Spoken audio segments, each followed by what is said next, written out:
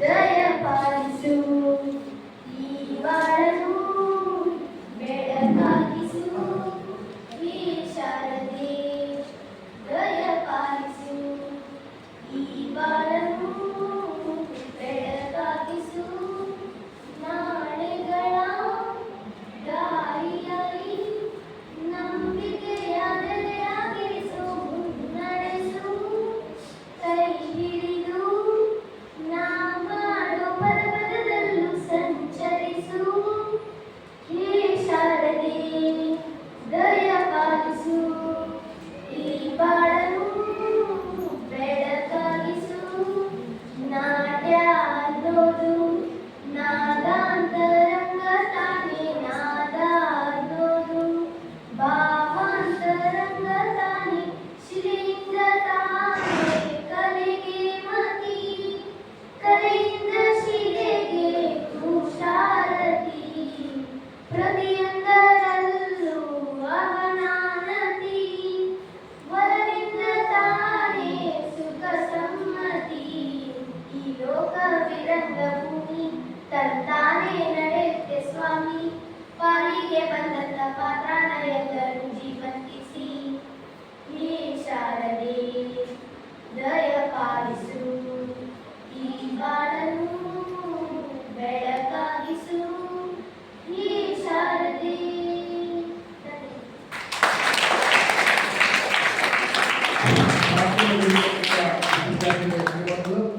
ಈಗಾಗಲೇ ತಾವೆಲ್ಲ ಈ ಜಗತ್ತಿನಲ್ಲಿರ್ತಕ್ಕಂಥ ವೀರ ಸನ್ಯಾಸಿಯ ಭಾವಚಿತ್ರಕ್ಕೆ ನಾವು ಪೂಜೆಯನ್ನು ಸಲ್ಲಿಸಲಾಗಿದೆ. ತಮಗೆಲ್ಲ ಒಂದೆರಡು ಮಕ್ಕಳು ಬಂದು ನಮಸ್ಕರಿಸಬೇಕು ಭಾವಚಿತ್ರ ಪೂಜೆ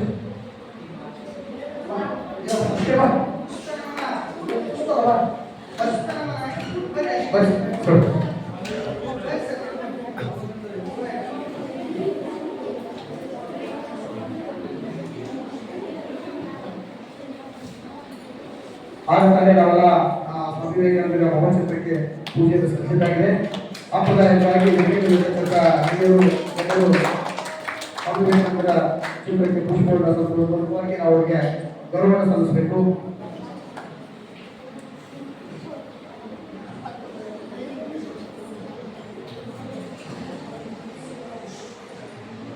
ಒಂದು ವಿಶೇಷವಾಗಿರ್ತಕ್ಕಂಥ ಕಾರ್ಯಕ್ರಮವನ್ನು ಮಂಡ್ಯ ದಿನ ಅವುಗಳು ಬಂದು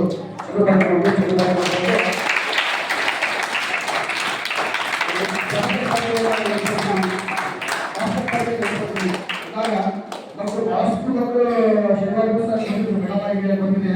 ನಾನು ಅದರಲ್ಲಿ ಕೆಲವೊಂದಿಷ್ಟು ವಿದ್ಯಾರ್ಥಿಗಳು ವರ್ಗವಾರು ಆಯ್ಕೆ ಮಾಡಿದ್ರು. ಈಗ ಈ ಅದರ ನಂತರದಲ್ಲಿ ನಿರ್ಣಾಯಕ ಸ್ಥಾನವನ್ನು ಪರಸಂಸರು ಮತ್ತು ಕಂಪಲ್ಸರು ಈ ಎಲ್ಲ ಕ್ಲಾಸ್ ವಿದ್ಯಾರ್ಥಿಗಳು ಅದರಲ್ಲಿ ಭಾಗಿಯಾಗಿದ್ದಾರೆ. ಅದರಲ್ಲಿ ಮೂರು ಆಲ್ರೆಡಿ ಮತ್ತು ಫಸ್ಟ್ ಸಂಘಟನೆಗಳು ಆಯ್ಕೆ ಮಾಡ್ತಾರೆ. ಅದರ ನಂತರದಲ್ಲಿ ಮಾಡುದು. ಈಗ ಈ ಕಾರ್ಯಕ್ರಮವನ್ನು ಉದ್ದೇಶಿಸಿ ಈ ಸಂಸ್ಥೆಯ ಸದಸ್ಯರಾಗಿರ್ತಕ್ಕಂಥ ಶಿವಕುಮಾರ್ ದೊಡ್ಡೂರು ಸರ್ ಅವರು ಪ್ರಾಸ್ತಾವಿಕವಾಗಿ ಮಾತನಾಡಬೇಕಂತ ಅವ್ರನ್ನ ಕೇಳ್ಕೊಳ್ತಾರೆ.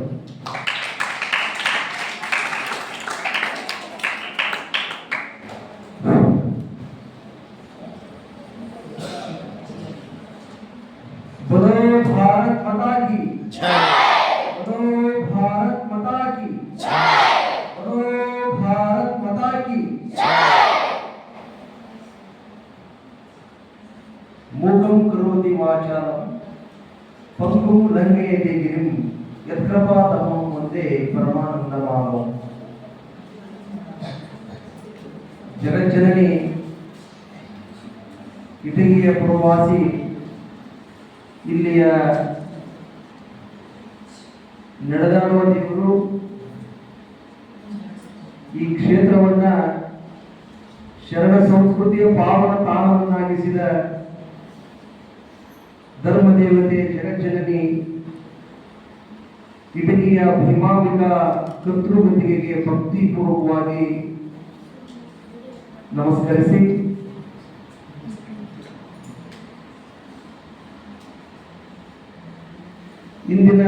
ಇವತ್ತಿನ ಒಂದು ಚಂದ್ರು ಪಾಟೀಲ್ ಫೌಂಡೇಶನ್ ಮತ್ತು ಆದರ್ಶ ವಿದ್ಯಾಲಯ ಇಡೀ ಇವರ ಸಹಯೋಗದಲ್ಲಿ ಸ್ವಾಮಿ ವಿವೇಕಾನಂದರ ಜಯಂತಿಯಂದು ಇವತ್ತಿನ ಈ ದಿನವನ್ನ ರಾಷ್ಟ್ರೀಯ ಯುವ ದಿನ ಅಂತ ಹೇಳಿ ಸರ್ಕಾರ ಮತ್ತು ನಾಡಿನ ಎಲ್ಲ ದೇಶಾಭಿಮಾನಿಗಳು ಈ ಜಯಂತಿಯನ್ನ ಸ್ವಾಮಿ ವಿವೇಕಾನಂದರ ಜಯಂತಿಯನ್ನ ಯುವ ದಿನ ಅಂತ ಹೇಳಿ ಆಚರಣೆ ಮಾಡುತ್ತಿರುವುದು ನಮ್ಮ ನಿಮ್ಮೆಲ್ಲರಿಗೂ ಗೊತ್ತಿದ್ದ ವಿಷಯ. ಹಾಗೆಯೇ ಇವತ್ತಿನ ಆದರ್ಶ ವಿದ್ಯಾಲಯದಲ್ಲಿ ಚನ್ನುಪಾಟಿ ಫೌಂಡೇಶನ್ ಒಂದು ಸಹಯೋಗದಲ್ಲಿ ಇಂಥ ಒಂದು ಪ್ರಶಾಂತವಾದ ವಾತಾವರಣದಲ್ಲಿ, ಯಾಕಂತಂದ್ರೆ ನಾವು ಈ ಆದರ್ಶ ಶಾಲೆಗೆ 2018ರಲ್ಲಿ ಅಂಚೆ ಇಲಾಖೆಯ ಅಂಚೆ ಜೀವ ಸಲಹೆಗಾರನಾಗಿ ಇಲ್ಲಿಯ ಎಲ್ಲ ಈ ಫ್ಯಾಕಲ್ಟೀಸ್ಗೆ ನಾನು PMI ಬಗ್ಗೆ ಅವೇರ್ನೆಸ್ ಮಾಡಲಿಕ್ಕೆ ಬಂದಿದ್ದೆ. ಅವಾಗ ಎಲ್ಲ ಶಿಕ್ಷಕರು ಒಂದು ಕಡೆ ಸೇರಿ ಆರ್ಗನೈಸ್ ಆಗಿ ಆ ಪೋಸ್ಟಲ್ ಲೈಫ್ ಇನ್ಶೂರೆನ್ಸ್ ಬಗ್ಗೆ ನಾನು ಜಾಗೃತಿ ಮೂಡಿಸಿ ಹೋಗಿದ್ದೆ. ಅವತ್ತಿನ ಪರಿಸರಕ್ಕೂ ಇವತ್ತಿನ ಪರಿಸರಕ್ಕೂ ಬಹಳ ವ್ಯತ್ಯಾಸ ಇದೆ. ಯಾಕಂತಂದ್ರೆ ಅವತ್ತಿಗೆ ಈ ಗಿಡಮರಗಳ ಇನ್ನೂ ಬೆಳವಣಿಗೆ ಇಷ್ಟ ಆಗಿದ್ದಿಲ್ಲ. ಇವತ್ತು ನಾವು ಕಾಲಿಟ್ಟ ತಕ್ಷಣ ಈ ಗಿಡಮರಗಳ ಈ ಒಂದು ಪ್ರಶಾಂತವಾದ ವಾತಾವರಣ ನೋಡಿ ನಮಗೆಲ್ಲ ಬಹಳ, ನಮಗೆ ಮತ್ತು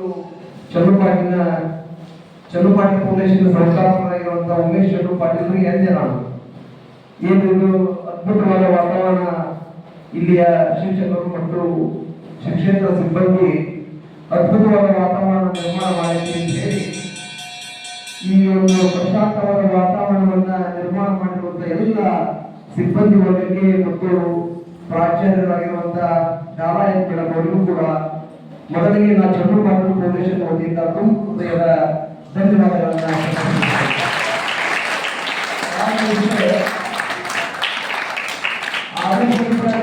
ಈಗಾಗಲೇ ನಮ್ಮ ತಾಲೂಕಿನಾದ್ಯಂತ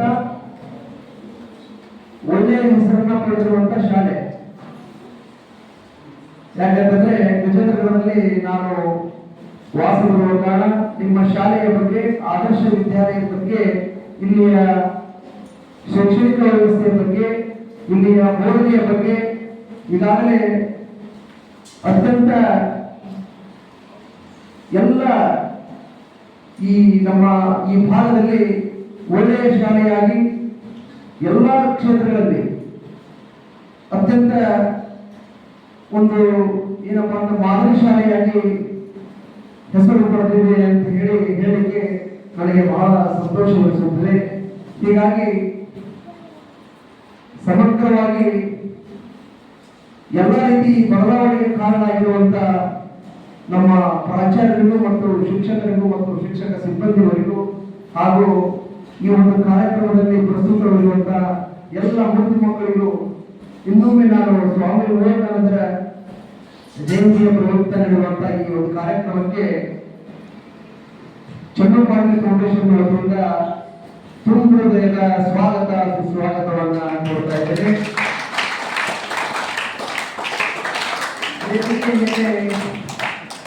ಆಶೀರ್ವಾದಿರುವಂತಹ ಈ ಕಾಲೇಜಿನ ಪ್ರಧಾನ ಗುರುಗಳು ಗುರುಮಾತೆಯಾಗಿರುವಂತಹ ಡಾಲಾಯತ್ ಮೇಡಮ್ ಅವರೇ, ಅದೇ ರೀತಿಯಾಗಿ ನಮ್ಮ ಶಿಕಾರಿಪುರದ ಶಿಕ್ಷಕರಾಗಿರುವಂತಹ ಮಂಜುನಾಥ್ ಸರ್ ಅವರೇ, ಹಾಗೂ ನಮ್ಮ ಚನ್ನುಪಾಟಿ ಫೌಂಡೇಶನ್ ಸಂಸ್ಥಾಪಕ ಅಧ್ಯಕ್ಷರು ಆಗಿರುವಂತಹ ಉಮೇಶ್ ಚನ್ನು ಪಾಟೀಲ್ ಅವರೇ, ಅದೇ ರೀತಿಯಾಗಿ ಈ ಕಾರ್ಯಕ್ರಮದಲ್ಲಿ ನಿರೂಪಣೆಯನ್ನು ಕೈಗೊಂಡಿರುವಂತಹ ಶಿಕ್ಷಕರಾಗಿರುವಂತಹ ಅಲ್ವಿ ಸರ್ ಅವರೇ, ಅದೇ ರೀತಿಯಾಗಿ ನಮ್ಮ ಚನ್ನುಪಾಟಿ ಫೌಂಡೇಶನ್ ಸದಸ್ಯರು ಆಗಿರುವಂತಹ ಕ್ರಿಯಾಶೀಲರು ಆಗಿರುವಂತಹ ಚನ್ನುಪಾಟಿ ಫೌಂಡೇಶನ್ ಅಭಿಮಾನಿಗಳು ಆಗಿರುವಂತಹ ನಮ್ಮ ರವಿ ಗೋಣನ್ನವರೇ, ಹಾಗೂ ವೇದಿಕೆಯ ಮೇಲೆ ಆಸೀನರಾಗಿರುವಂತ ಮತ್ತು ವೇದಿಕೆಯ ಮುಂಭಾಗದಲ್ಲಿ ಆಸೀನರಾಗಿರುವಂತ ಎಲ್ಲ ಬೋಧಕ ಮತ್ತು ಬೋಧಕೇತರ ಸಿಬ್ಬಂದಿಯವರೆಗೂ ಕೂಡ ನಾನು ಇನ್ನೊಮ್ಮೆ ಸ್ವಾಗತ ಸುಸ್ವಾಗತವನ್ನ ಕೋರಿ ಇವತ್ತಿನ ಒಂದು ಕಾರ್ಯಕ್ರಮ ನಿಜವಾಗಿಯೂ ಒಂದು ಏನಪ್ಪಾ ಅಂತಂದ್ರೆ ಅತ್ಯಂತ ಅದ್ಭುತವಾದ ಕಾರ್ಯಕ್ರಮ. ಯಾಕಂತಂದ್ರೆ ಸ್ವಾಮಿ ವಿವೇಕಾನಂದರ ಜನ್ಮದಿನ ಇವತ್ತು. ಸ್ವಾಮಿ ವಿವೇಕಾನಂದರ ಹೆಸರು ಕೇಳಿದ್ರಿ? Very good. ಯಾವ ವಿವೇಕಾನಂದರ ಯಾರು? ಅವ್ರಿಗೇನು ಅವ್ರ ಸಾಧನೆ ಏನು? ವಿವೇಕಾನಂದ ಹೆಸರು ಕೇಳಿರ್ತಾರೆ. ಆದ್ರೆ ವಿವೇಕಾನಂದರ ಅವರ ಚಿಂತನೆ, ಅವರ ಸಿದ್ಧಾಂತ, ಅವರ ಈ ಸಾಧನೆ, ಇದ್ರ ಬಗ್ಗೆ ಏನಾದರೂ ನೀವು ಓದಿರ ಮಕ್ಕಳೇ? ಇಲ್ಲ, ಓದಿರ್ತೀರಿ. ಶಾಲೆ ಒಳಗೆ ವಿವೇಕಾನಂದ ಜಯಂತಿ ಈಗಾಗಲೇ ಮೊದಲಿಂದ ಆಚರಣೆ ಮಾಡಿ ಬಂದಿರಬಹುದು. ಅವರ ಚಿಂತನೆಗಳನ್ನು ನಿಮಗೆ ಹೇಳಿರಬಹುದು. ಇವತ್ತಿನ ಕೆಲಸವೂ ಕೂಡ ನಮ್ಮ ಚನ್ನು ಪಾಟೀಲ್ ಫೌಂಡೇಶನ್ ಈಗಾಗಲೇ ಚನ್ನು ಪಾಟೀಲ್ ಅನ್ನೋದು ಈ ಹೆಸರು ಏನಪ್ಪಾ ಅಂತಂದ್ರೆ ನಮ್ಮ ರೋಣ ಭಾಗದಲ್ಲಿ, ರೋಣ ತಾಲೂಕಿನಲ್ಲಿ ಅಥವಾ ಸುತ್ತಮುತ್ತಲ ಈ ಭಾಗದಲ್ಲಿ ಹೆಸರು ಕೇಳದೇ ಇರುವಂತ ಹೆಸರಲ್ಲ. ಚನ್ನು ಪಾಟೀಲ್ ಅಂದ್ರೆ ದಿವಂಗತ ಚನ್ನು ಪಾಟೀಲ್ ಅವರು ಇಲ್ಲೇ ಇಟಗಿ ಇಂದ ಹಿರಿಯಡಗುಂದಿ ಎಷ್ಟು ಇಲ್ಲೇ ದೂರ ಅಲ್ಲ, ಈ ಭಾಗದ ಇಲ್ಲೇ 4 ಕಿಲೋಮೀಟರ್ ಇರುವಂತ ಹಿರಿಯಡಗುಂದಿ ಗ್ರಾಮದ ಒಂದು ಹಿರಿಯಡಗುಂದಿ ಅಂದ್ರೆ ಅದೇನ ದೊಡ್ಡ ಗ್ರಾಮ ಅಲ್ಲ. ಆ ಸಣ್ಣ ಗ್ರಾಮದಲ್ಲೇ ಕೂಡ ಚನ್ನು ಪಾಟೀಲ್ ಎಂಬ ಹೆಸರು ರೋಣ ಭಾಗದಲ್ಲಿ ಮತ್ತು ನಮ್ಮ ರೋಣ ಮತ್ತು ಗಜೇಂದ್ರಗಢದಲ್ಲಿ ಪ್ರತಿಯೊಬ್ಬ ವ್ಯಕ್ತಿಗೂ ಕೂಡ ಈ ಹೆಸರು ಕೇಳಿರ್ತಾರೆ. ಯಾಕಂತಂದ್ರೆ ರೋಣ ರಾಜಕಾರಣದಲ್ಲಿ ಒಬ್ಬ ಮೌಲ್ಯಭರಿತ ರಾಜಕಾರಣಿಯಾಗಿ, ಅತ್ಯಂತ ಮುತ್ಸದ್ದಿ ರಾಜಕಾರಣಿಯಾಗಿ, ಅದ್ಭುತವಾದ ಒಬ್ಬ ಏನ್ ಹೇಳ್ತೀವಿ ನಾವು, ಜನರಿಗೆ ಅತ್ಯಂತ ನೇರವಾಗಿ ಸ್ಪಂದಿಸುವಂತ ಗುಣವಾಗಿರುವಂತ ದಿವಂಗತ ಚನ್ನು ಪಾಟೀಲರು ಅವರ ಹೆಸರಲ್ಲಿ ಅವರ ಸುಪುತ್ರರಾಗಿರುವಂತ ಉಮೇಶ್ ಚನ್ನು ಪಾಟೀಲರು ಅವರು ಕೂಡ ತಂದೆಯವರ ಸಮಾಜಮುಖಿ ಚಿಂತನೆಗಳೇನಿರಲ್ಲ ಅಂತ ಎಲ್ಲ ಚಿಂತನೆಗಳನ್ನ ಜನರ ಶ್ರೇಯೋಭಿವೃದ್ಧಿಗಾಗಿ, ಈ ಭಾಗದ ಅಭಿವೃದ್ಧಿಗಾಗಿ, ಜನರ ಒಂದು ಆಶಾ ಆಕಾಂಕ್ಷೆಗಳನ್ನ ಈಡೇರಿಸುವಲ್ಲಿ ಹಲವಾರು ಸಮಾಜಮುಖಿ ಚಟುವಟಿಕೆಗಳನ್ನ ಅವರ ತಂದೆಯವರ ಹೆಸರಲ್ಲಿರುವಂತ ಚನ್ನು ಪಾಟೀಲ್ ಫೌಂಡೇಶನ್ ಮುಖಾಂತರ ಈ ಭಾಗದಲ್ಲಿ ಎಲ್ಲ ಸರ್ಕಾರಿ ಶಾಲೆ ಕಾಲೇಜುಗಳಿಗೆ ಹೋಗಿ ಭಗತ್ ಸಿಂಗ್ ದಿನಾಚರಣೆ ಅಂತ ಇರ್ಬೋದು, ಸ್ವಾಮಿ ವಿವೇಕಾನಂದ ಜಯಂತಿ ಅಂತ ಇರ್ಬೋದು, ಹೀಗೆ ದೇಶಭಕ್ತರ ಅಥವಾ ಈ ದೇಶಕ್ಕೆ ಮತ್ತು ಈ ನಾಡಿಗೆ ಹಲವಾರು ಕೊಡುಗೆಗಳನ್ನು ನೀಡಿರುವಂತಹ ಧೀಮಂತ ನಾಯಕರ ಒಂದು ಅವರ ಜೀವನ ಚರಿತ್ರೆ ಮತ್ತು ಅವರ ಸಿದ್ಧಾಂತ, ಅವರ ಚಿಂತನೆಗಳು ಇವತ್ತಿನ ವಿದ್ಯಾರ್ಥಿಗಳಿಗೆ ಮುಟ್ಟಿ ಅನ್ನೋ ಒಂದು ಸದುದ್ದೇಶ ಇಟ್ಟುಕೊಂಡು ತಮ್ಮ ಚನ್ನು ಪಾಟೀಲ್ ಫೌಂಡೇಶನ್ ಮುಖಾಂತರ ಹಲವಾರು ಶಾಲಾ ಕಾಲೇಜುಗಳಿಗೆ ಈ ಭಾಷಣ ಸ್ಪರ್ಧೆ ಅಂತ ಇರ್ಬೋದು ಅಥವಾ ನಮ್ಮ ಪ್ರಬಂಧ ಸ್ಪರ್ಧೆ ಅಂತ ಇರ್ಬೋದು, ಇಂದು ಮಕ್ಕಳಲ್ಲಿ ಅವರ ಚಿಂತನೆಗಳು ಒಳಗೂಡಲಿ ಅಂತ ಹೇಳಿ ಅವರು ಹಲವಾರು ಇಂಥ ಸ್ಪರ್ಧೆಗಳನ್ನ ಬೇರೆ ಬೇರೆ ಶಾಲಾ ಕಾಲೇಜುಗಳಲ್ಲಿ ಕೂಡ ಈ ಒಂದು ಸ್ಪರ್ಧೆಯನ್ನು ಏರ್ಪಡಿಸಿರ್ತಾರೆ ತಮ್ಮ ಚನ್ನು ಪಾಟೀಲ್ ಫೌಂಡೇಶನ್ ವತಿಯಿಂದ. ಅದಕ್ಕೆ ಅವರೇ ಕೂಡ ತಮ್ಮ ಚನ್ನು ಪಾಟೀಲ್ ಫೌಂಡೇಶನ್ ಮುಖಾಂತರ ಅವರಿಗೆ ಯಾರು ಆ ಸ್ಪರ್ಧೆಯಲ್ಲಿ ವಿಜೇತರಾಗಿರ್ತಾರ ಅಂತವರಿಗೆ ಪ್ರೈಸ್ ಕೊಡುವ ಮುಖಾಂತರ ಒಂದು ಪ್ರೇರೇಪಿಸುವ ಕೆಲಸವನ್ನ ಈಗಾಗಲೇ ನಿರಂತರ ಮಾಡುವಂತ ಚನ್ನು ಪಾಟೀಲ್ ಫೌಂಡೇಶನ್ ಸಂಸ್ಥಾಪಕರಾಗಿರುವ ಉಮೇಶ್ ಚನ್ನು ಪಾಟೀಲ್ ಅವರು ಮಾಡ್ತಾ ಬಂದಿದ್ದಾರೆ. ಮೊನ್ನೆ ಈ ಒಂದು ಭಗತ್ ಸಿಂಗ್ ದಿನಾಚರಣೆಯನ್ನ ಗಜೇಂದ್ರಗಢದ ಸರ್ಕಾರಿ ಪದವಿ ಪೂರ್ವ ಕಾಲೇಜಿನಲ್ಲಿ ಮಾಡಿದ್ವಿ. ಅದೇ ರೀತಿಯಾಗಿ ಶ್ರೀ ಅರುಣಾಚಲೇಶ್ವರ ಕಾಲೇಜಿನಲ್ಲಿ ಕಾರ್ಗಿಲ್ ವಿಜಯೋತ್ಸವದ ಅಂಗವಾಗಿ ನೆರಗಲಿನ ಪ್ರತಿಷ್ಠಿತ ಶ್ರೀ ಹನುಮಾನೇಶ್ವರ ಕಾಲೇಜಿನಲ್ಲಿ ಕಾರ್ಗಿಲ್ ವಿಜಯೋತ್ಸವದ ಅಂಗವಾಗಿ ಕಾರ್ಯಕ್ರಮಗಳನ್ನು ಮಾಡಿ ಅಲ್ಲಿ ಕೂಡ ಇಂತಹ ಸ್ಪರ್ಧೆಗಳನ್ನು ಮಾಡಿ ಮಕ್ಕಳಿಗೆ ಪ್ರೇರೇಪಿಸುವಂತ ಕೆಲಸವನ್ನ ದಿವಂಗತ ಚಂದ್ರು ಪಾಟೀಲ್ ಸುಪುತ್ರರಾಗಿರುವಂತಹ ಉಮೇಶ್ ಚಂದ್ರು ಪಾಟೀಲ್ ಮಾಡ್ತಾ ಬಂದಿದ್ದಾರೆ. ಅದೇ ರೀತಿಯಾಗಿ ಕೇವಲ ಶೈಕ್ಷಣಿಕ ಮಟ್ಟವನ್ನು ಸುಧಾರಣೆ ಮಾಡುವಂತ ಅಥವಾ ಈ ಒಂದು ಕ್ಷೇತ್ರವನ್ನು ಮಾತ್ರ ಅವರು ಗಮನಿಸ್ತಾ ಇಲ್ಲ. ಅದೇ ರೀತಿಯಾಗಿ ನಮ್ಮ ಗಜೇಂದ್ರಗಢದಲ್ಲಿ ಸುಮಾರು ಸಾವಿರಾರು ಮಹಿಳೆಯರಿಗೆ ಉಚಿತವಾಗಿ ಹೊಲಿಗೆ ತರಬೇತಿ ಅಂತ ಇರಬಹುದು ಅಥವಾ ಕಸೂತಿ ಕೆಲಸ ಅಂತ ಇರಬಹುದು. ಹೆಣ್ಣು ಮಕ್ಕಳಿಗೆ ಸ್ತ್ರೀಯರು ಅವರು ತಮ್ಮ ಸ್ವಾವಲಂಬನೆ ಜೀವನ ಮಾಡಲಿ ಅನ್ನೋ ಒಂದು ಉದ್ದೇಶ ಇಟ್ಟುಕೊಂಡು ಅವರು ಕೂಡ ಆರ್ಥಿಕವಾಗಿ ಸಬಲರಾಗಲಿ ಅನ್ನೋ ಒಂದು ಉದ್ದೇಶ ಇಟ್ಟುಕೊಂಡು ಮಹಿಳೆಯರಿಗೆ ಹಲವಾರು ಅವರು ತರಬೇತಿಗಳನ್ನು ಮಾಡುವ ಮುಖಾಂತರ ತಮ್ಮ ಫೌಂಡೇಶನ್ ಮುಖಾಂತರ ಅವರು ಮಹಿಳೆಯರ ಸಬಲೀಕರಣಕ್ಕಾಗಿ ನಿರಂತರ ಶ್ರಮ ಪಡುವಂತಹ ವ್ಯಕ್ತಿ ಉಮೇಶ್ ಚಂದ್ರು ಪಾಟೀಲ್. ಹೀಗೆ ಕೇವಲ ಇದು ಒಂದೇ ಅಲ್ಲ, ರಾಜಕೀಯವಾಗಿ, ಶೈಕ್ಷಣಿಕವಾಗಿ, ಸಾಮಾಜಿಕವಾಗಿ ನಮ್ಮ ರೋಣ ಮತ್ತು ಗಜೇಂದ್ರಗಢ ಭಾಗದಲ್ಲಿ ಅತ್ಯಂತ ಸಾಮಾಜಿಕ ಕಾಳಜಿಯಿಂದ ಕೆಲಸ ಮಾಡ್ತಾ ಇರುವಂತಹ ವ್ಯಕ್ತಿ ಉಮೇಶ್ ಚಂದ್ರು ಪಾಟೀಲ್. ಅಂತ ಒಂದು ಚಂದ್ರು ಪಾಟೀಲ್ ಫೌಂಡೇಶನ್ ವತಿಯಿಂದ ಇವತ್ತು ಇಂಥ ಪ್ರಶಾಂತವಾದ ವಾತಾವರಣದಲ್ಲಿ ಆದರ್ಶ ಮಹಾವಿದ್ಯಾಲಯದಲ್ಲಿ ಕೂಡ ಇಂಥ ಕಾರ್ಯಕ್ರಮವನ್ನ ಸ್ವಾಮಿ ವಿವೇಕಾನಂದರ ಚಿಂತನೆಗಳು ಇವು ಮಕ್ಕಳಿಗೆ ಮುಂದಿನ ಒಂದು ಸದುದ್ದೇಶ ಇಟ್ಟುಕೊಂಡು ಈ ಕಾರ್ಯಕ್ರಮವನ್ನು ಹಮ್ಮಿಕೊಂಡಿದ್ದು ನಮ್ಮ ನಿಮ್ಮೆಲ್ಲರಿಗೂ ಸಂತೋಷದ ವಿಷಯ.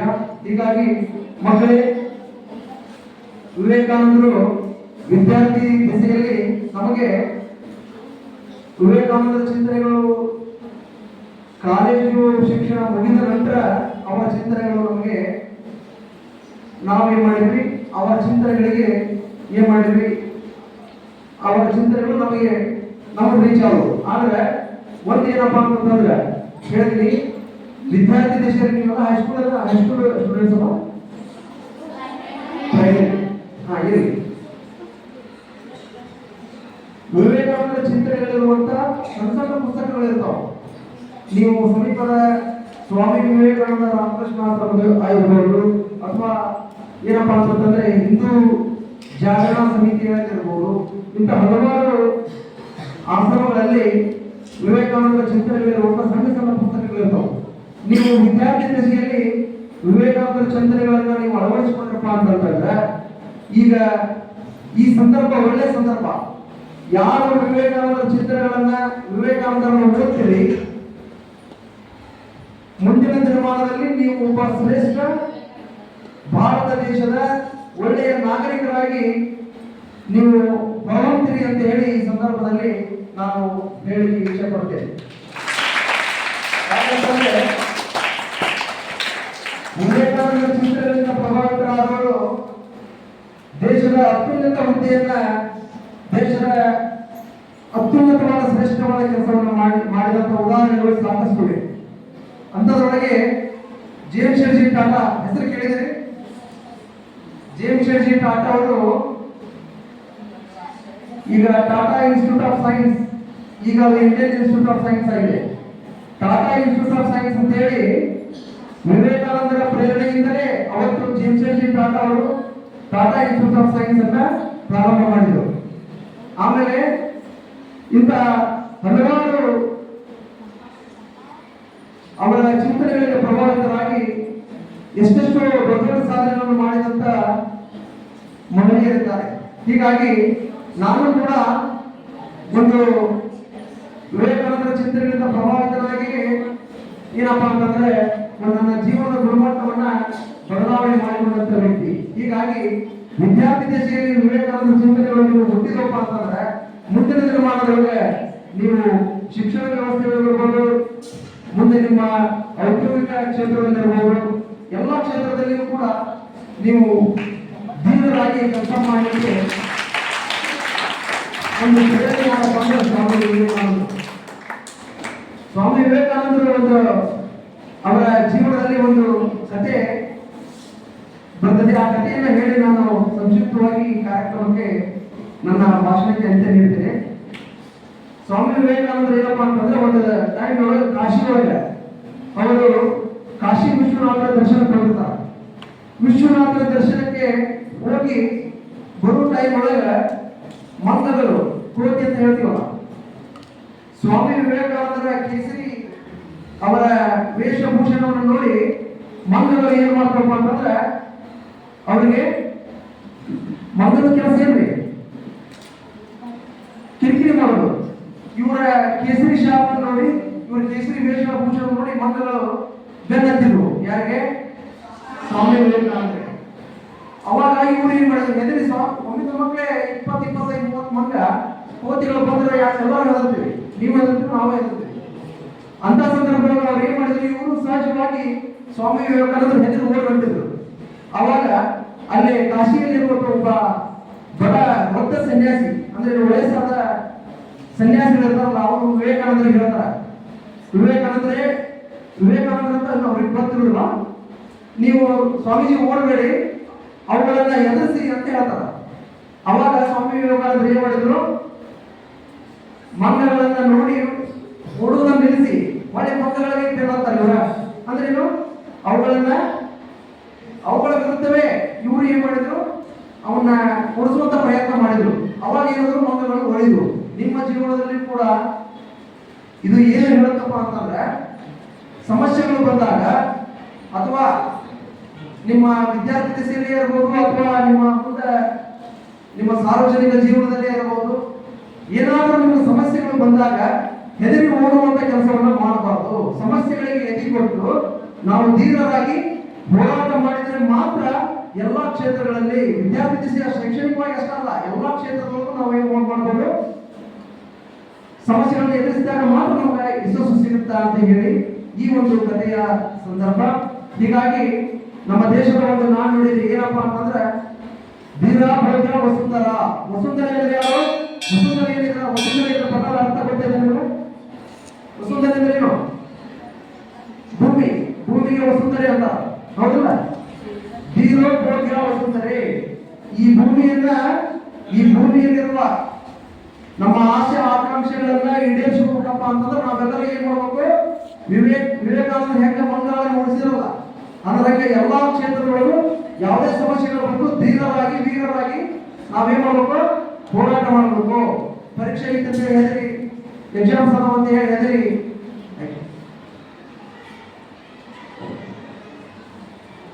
ಇದೀಗ ತಾನೇ ಈ ಒಂದು ಚಂದ್ರಪಾಲಿ ಫೌಂಡೇಶನ್ ಮತ್ತು ನಮ್ಮ ಆದರ್ಶ ವಿದ್ಯಾಲಯದ ಈ ಒಂದು ಸ್ವಾಮಿ ವಿವೇಕಾನಂದರ ಜನ್ಮ ದಿನಾಚರಣೆಯ ಅಂಗವಾಗಿ ನಡೆಯುವಂತಹ ಈ ಕಾರ್ಯಕ್ರಮಕ್ಕೆ ಇದೀಗ ತಾನೇ ಆಗಮಿಸಿದ ಹೇಮಂತ್ ಗೌಡ್ ಮಾನಿ ಪಾಟೀಲ್ ಎಸ್ಡಿಎಂಸಿ ಅಧ್ಯಕ್ಷರು ಆದರ್ಶ ಮಹಾವಿದ್ಯಾಲಯ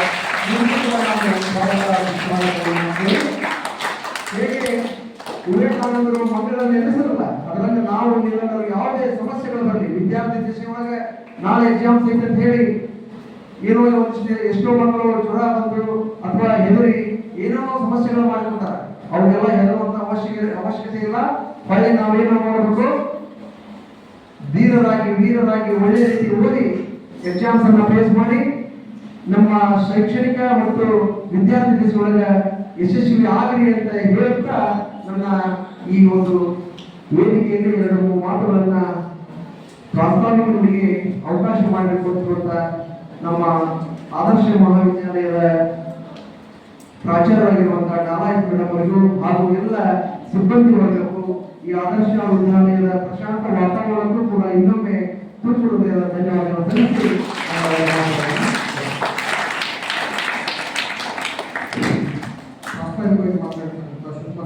ಧನ್ಯವಾದಗಳು.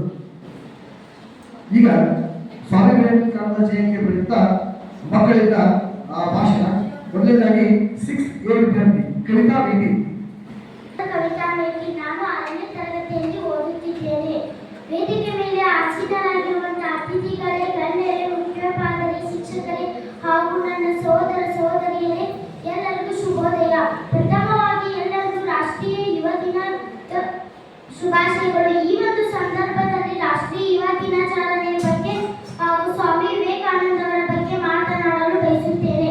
ಸ್ವಾಮಿ ವಿವೇಕಾನಂದ ಅವರು ಜನವರಿ 12, 1863ರಂದು ಭಾರತದ ಕೋಲ್ಕತ್ತಾದಲ್ಲಿ ಜನಿಸಿದರು. ಅವರ ಜೀವನ ಮತ್ತು ಬೋಧನೆಗಳು ಭಾರತ ಮತ್ತು ಪ್ರಪಂಚದ ಮೇಲೆ ಅಳಿಸಲಾಗದ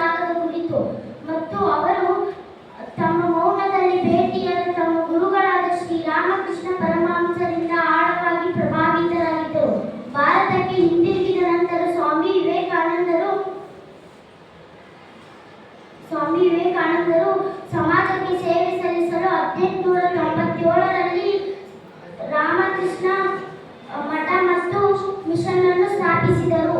ಸ್ವಾಮಿ ವಿವೇಕಾನಂದರ ಹೆಸರು ಕೇಳಿದರೆ ಸಾಕು ಮೈಯೆಲ್ಲ ರೋಮಾಂಚನಗೊಳ್ಳುತ್ತದೆ. ಕಣಕಣದಲ್ಲೂ ಭಾರತದ ಭಕ್ತಿಯನ್ನು ತುಂಬಿಕೊಂಡಿದ್ದ ಆ ಮಹಾನ್ ಚೇತನ ಭಾರತದ ವೈಶಿಷ್ಟ್ಯತೆಯನ್ನು ವಿಶ್ವಕ್ಕೆ ಪರಿಚಯಿಸಿದರು.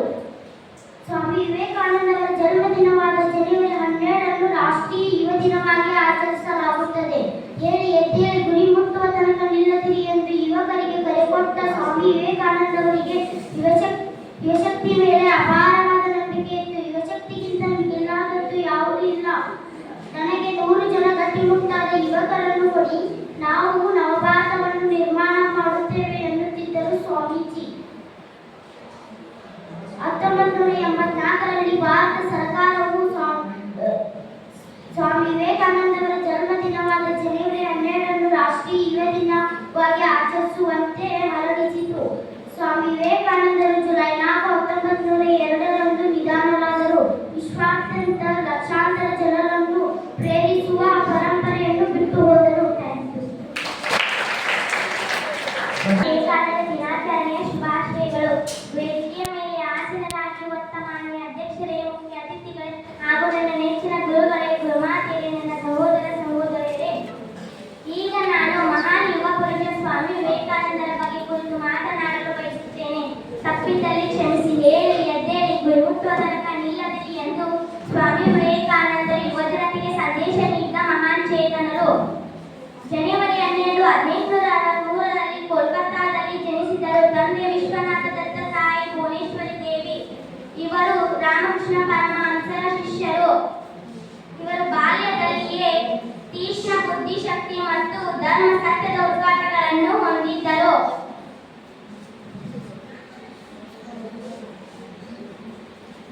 ಇವರು 1893ರಲ್ಲಿ ಅಮೆರಿಕಾದ ಚಿಕಾಗೋ ಎಂಬ ವಿಶ್ವಧರ್ಮ ಸಮ್ಮೇಳನದಲ್ಲಿ ಮಾಡಿದ ಭಾಷಣ ಭಾರತ ಘನತೆಯನ್ನು ಜಗತ್ತಿಗೆ ಪರಿಚಯಿಸಿತು. ಅಮೆರಿಕಾದ ಸಹೋದರರೇ ಮತ್ತು ಸಹೋದರಿಯರೇ ಎಂಬ ಮಾತುಗಳು ವಿಶ್ವದ ಜನರ ಹೃದಯವನ್ನು ಗೆದ್ದಿತು.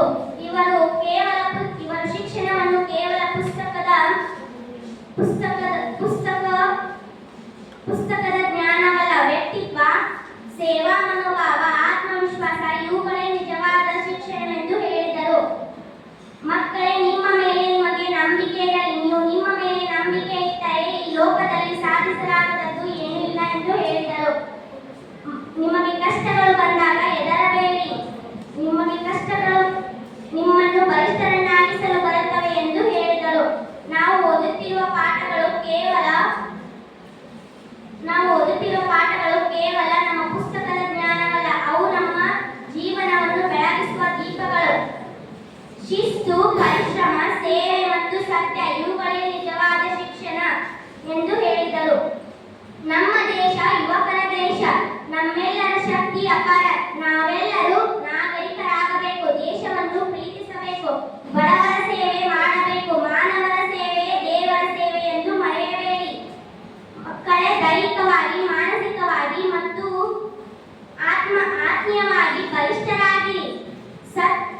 ಸತ್ಯದ ಮಾರ್ಗದಲ್ಲಿ ನಡೆಯಿರಿ ಎಂದು ಹೇಳಿದರು. ನಾನು ಕೊನೆಯದಾಗಿ ಹೇಳುವುದೇನೆಂದರೆ, ಸ್ವಾಮಿ ವಿವೇಕಾನಂದರು ಕೇವಲ ಒಬ್ಬ ಸಂತನಲ್ಲ, ಅವರು ನಮ್ಮಂತ ಜನರಿಗೆ ದಾರಿ ತೋರಿದ ಮಹಾನ್ ಚೇತನರು ಎಂದು ಹೇಳುತ್ತಾ ನನ್ನ ಪುಟ್ಟ ಭಾಷಣವನ್ನು ಮುಗಿಸುತ್ತೇನೆ.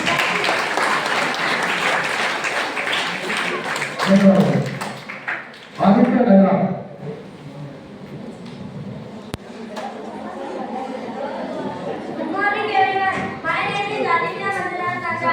I am studying in 6th standard A class. Today I am going to speak about Swami Vivekananda. Narendranath Datta, who was later came to be known as Swami Vivekananda, born into a Bengali family in Kolkata, capital city of British India, in 12 January 1863. His father was an attorney in Kolkata High Court. Along with the Narendra was very naughty and restless. He was greatly getting influenced by his grandfather and parents to change his thinking and personality.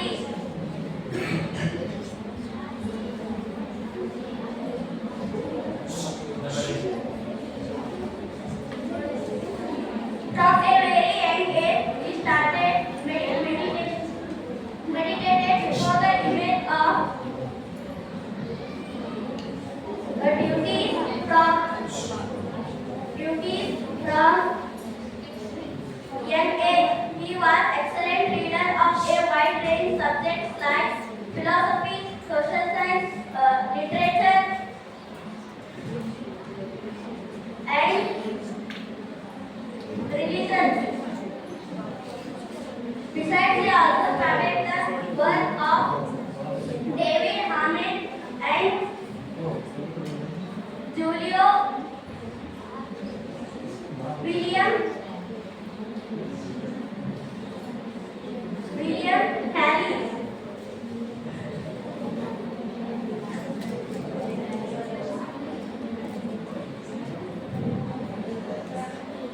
Too many events he have participated and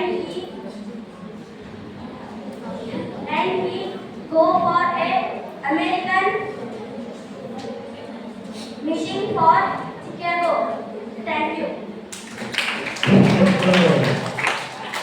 Sanchuka Dokoro. Let's be ready. Reading the body.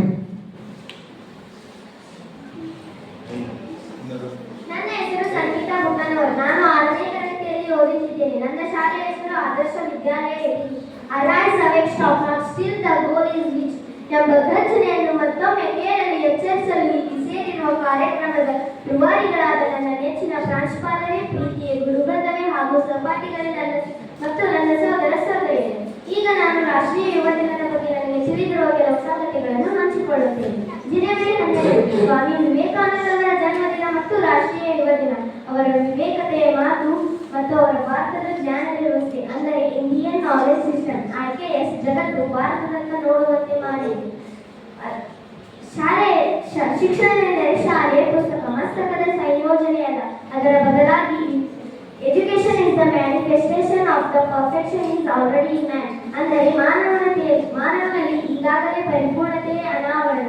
ಶಿಕ್ಷಣವೆಂದರೆ ಮಾಹಿತಿಯಿಂದ ತಲೆಯನ್ನು ತುಂಬುವುದಲ್ಲ, ಅದರ ಬದಲಾಗಿ ಚಿಂತನೆಯ ಬೀಜಗಳನ್ನು ಬಿತ್ತುವುದು ಎನ್ನುತ್ತ. ಇಷ್ಟೆಲ್ಲ ಹೇಳಿದ ನಮ್ಮ ಸ್ವಾಮಿ ವಿವೇಕಾನಂದವರು ಭಾರತದಲ್ಲಿ ಜನಿಸಿದ್ದು ನಮ್ಮ ಭಾಗ್ಯ.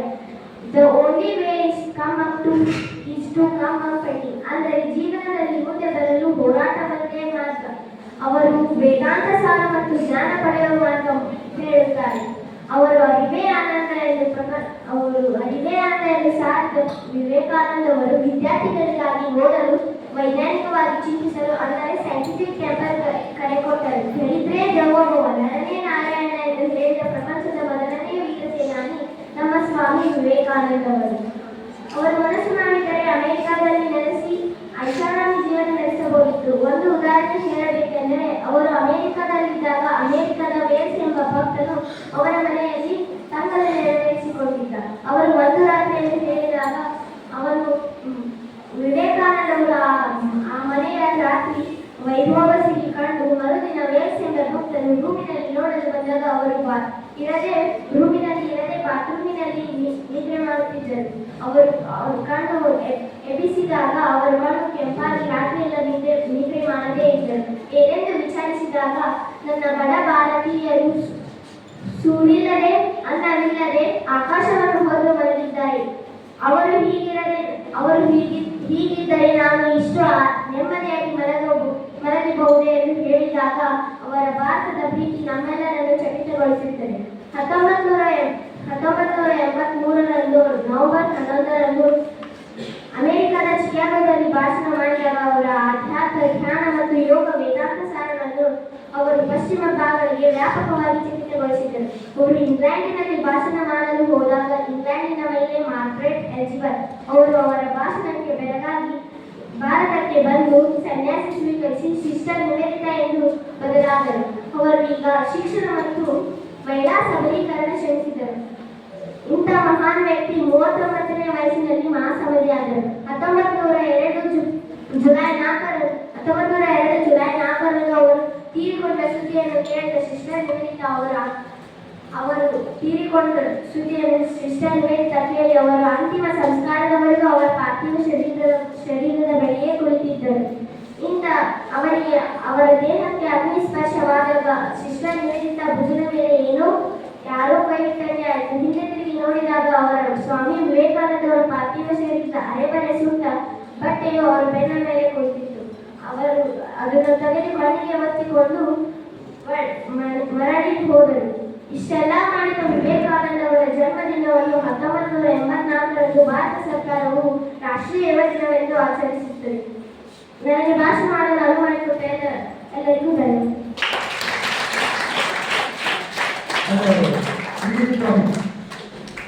Next, Nandini Panchit.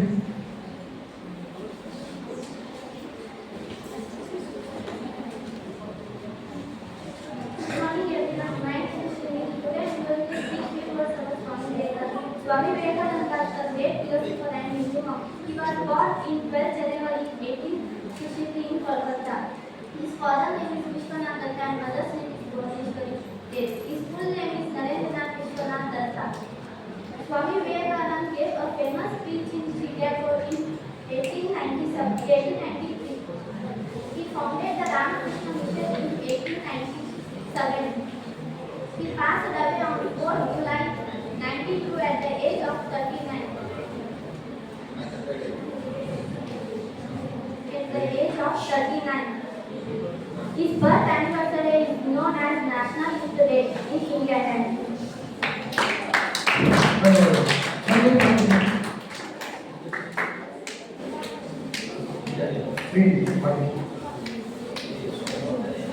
Next, Savanthi Apurva Hera.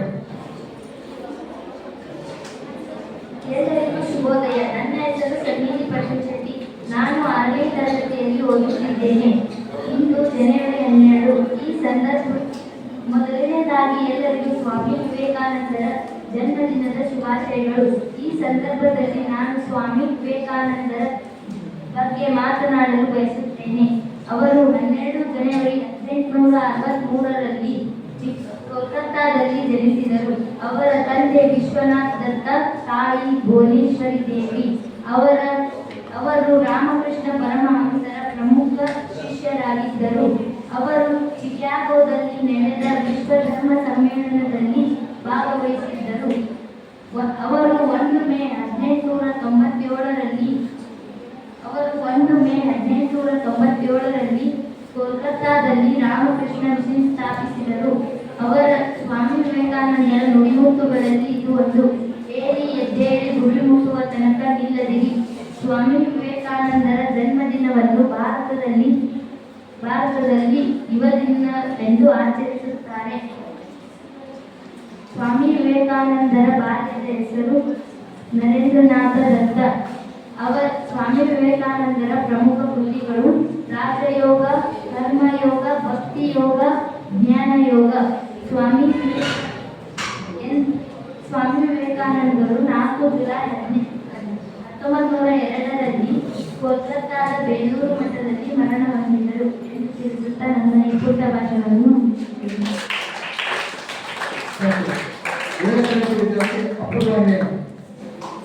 Next, Nitish Complete. Ready. ಎಲ್ಲರಿಗೂ ಶುಭೋದಯ ಹಾಗೂ ಸ್ವಾಮಿ ವಿವೇಕಾನಂದರ ಜಯಂತಿಯ ಶುಭಾಶಯಗಳು. ನನ್ನ ಹೆಸರು ಅಪೂರ್ವ ಹಿರೇಮಠ್. ನಾನು 7ನೇ ತರಗತಿಯಲ್ಲಿ ಓದುತ್ತಿದ್ದೇನೆ. ಇಂದು ಸ್ವಾಮಿ ವಿವೇಕಾನಂದರ ಬಗ್ಗೆ ಒಂದೆರಡು ಮಾತನಾಡಲು ಬಯಸುತ್ತೇನೆ. 1984ರಲ್ಲಿ ಭಾರತ ಸರ್ಕಾರವು ಸ್ವಾಮಿ ವಿವೇಕಾನಂದರ ಜನ್ಮದಿನವನ್ನು ರಾಷ್ಟ್ರೀಯ ಯುವ ದಿನ ಎಂದು ಘೋಷಿಸಿತು. ಆ ದಿನದಂತೆಯೇ 1975ರಲ್ಲಿ ಮೊದಲ ಬಾರಿಗೆ ರಾಷ್ಟ್ರೀಯ ಯುವ ದಿನವನ್ನು ಆಚರಣೆ ಮಾಡಲಾಯಿತು. ಅಲ್ಲಿಂದ ಪ್ರತಿ ವರ್ಷವೂ ರಾಷ್ಟ್ರೀಯ ಯುವ ದಿನವನ್ನು ಆಚರಣೆ ಮಾಡಲು ಬರಲಾಯಿತು. ಸ್ವಾಮಿ ವಿವೇಕಾನಂದರು 1913 ಜನವರಿ 12ರಂದು ಕೋಲ್ಕತ್ತಾದಲ್ಲಿ ಜನಿಸಿದರು. ಅವರ ಮೂಲ ಹೆಸರು ನರೇಂದ್ರನಾಥ ದತ್ತ. ಅವರ ತಂದೆ ಹೆಸರು ವಿಶ್ವನಾಥ ದತ್ತ. ಅವರ ತಾಯಿಯ ಹೆಸರು ಭುವನೇಶ್ವರಿ ದೇವಿ. ಶ್ರೀಮಂತ ಬಂಗಾಳಿ ಕುಟುಂಬದಲ್ಲಿ ಜನಿಸಿದ ನರೇಂದ್ರರು ಬಳಿಕ ರಾಮಕೃಷ್ಣ ಪರಮಹಂಸ ಗುರುಗಳ ಶಿಷ್ಯರಾದರು. ಸದಾ ಯುವಜನತೆಯನ್ನು ಹುರಿದುಂಬಿಸುತ್ತಿದ್ದ ಸ್ವಾಮಿ ವಿವೇಕಾನಂದರು ಆಧ್ಯಾತ್ಮಿಕದತ್ತ ಹೆಚ್ಚಿನ ಒಲವನ್ನು ಹೊಂದಿದ್ದರು. ಹೀಗಾಗಿ ಅವರು ಎಲ್ಲ ಪಾಠ್ಯಪುಸ್ತಕಗಳ ತ್ಯಜಿಸಿ ಸನ್ಯಾಸಿಯಾದರು. 1893ರಲ್ಲಿ ನಡೆದ ಚಿಕಾಗೋದಲ್ಲಿ ನಡೆದ ವಿಶ್ವ ಧರ್ಮ ಸಮ್ಮೇಳನದಲ್ಲಿ ಸ್ವಾಮಿ ವಿವೇಕಾನಂದರು ಮಾಡಿದ ಭಾಷಣ ಇಂದಿಗೂ ಪ್ರಸಿದ್ಧ. ಆ ಭಾಷಣದಿಂದ ಇಡೀ ವಿಶ್ವವೇ ಭಾರತವನ್ನು ನೋಡುವ ದೃಷ್ಟಿಯೇ ಬದಲಾಯಿತು. ಸ್ವಾಮಿ ವಿವೇಕಾನಂದರು ಯುವಕರಿಗೆ ಸ್ಫೂರ್ತಿಯ ಚಿಹ್ನೆಯಾಗಿದ್ದರು. ಅವರು ನೀಡುವ ಸಂದೇಶಗಳು ವಿಶೇಷವಾಗಿ ಯುವಜನರ ಮೇಲೆ ಹೆಚ್ಚು ಪ್ರಭಾವ ಬೀರುತ್ತಿದ್ದವು. ಈ ಕಾರಣಕ್ಕಾಗಿ ಅವರು ತಮ್ಮ ಜನ್ಮದಿನವನ್ನು ರಾಷ್ಟ್ರೀಯ ಯುವ ದಿನ ಎಂದು ಆಚರಿಸಲಾಗುತ್ತದೆ. ಯುವಕರನ್ನು ಉದ್ದೇಶಿಸಿ ಅವರು ಹೇಳಿದ ಸಂದೇಶ ಹೇಳಿ ಎದ್ದೇಳಿ ಗುರಿಮುಟ್ಟುವ ತನಕ ನಿಲ್ಲದಿ ಎಂಬ ವಾಕ್ಯವನ್ನು ಕೇಳದೇ ಇರುವ ಭಾರತೀಯರೇ ಇಲ್ಲ. ನಾವು ಈ ಘೋಷವಾಕ್ಯವನ್ನು ನಮ್ಮ ಶಾಲೆಯ ಕಾಲೇಜುಗಳಲ್ಲಿ ಕಲಿಸುತ್ತೇವೆ. ನಮಗೆ ಈ ವಾಕ್ಯ ಕಿವಿಗೆ ಬಿದ್ದರೆ ತಟ್ಟನೆ ನೆನಪಾಗುವುದು ಸ್ವಾಮಿ ವಿವೇಕಾನಂದರು. ಅವರ ನೆನಪುಗಳು ಎಂದೂ ಚಿರಋಣಿ. ಇಷ್ಟು ಹೇಳ್ತಾ ನನ್ನ ಚಿಕ್ಕ ಭಾಷಣ ಮುಗಿಸುತ್ತೇನೆ.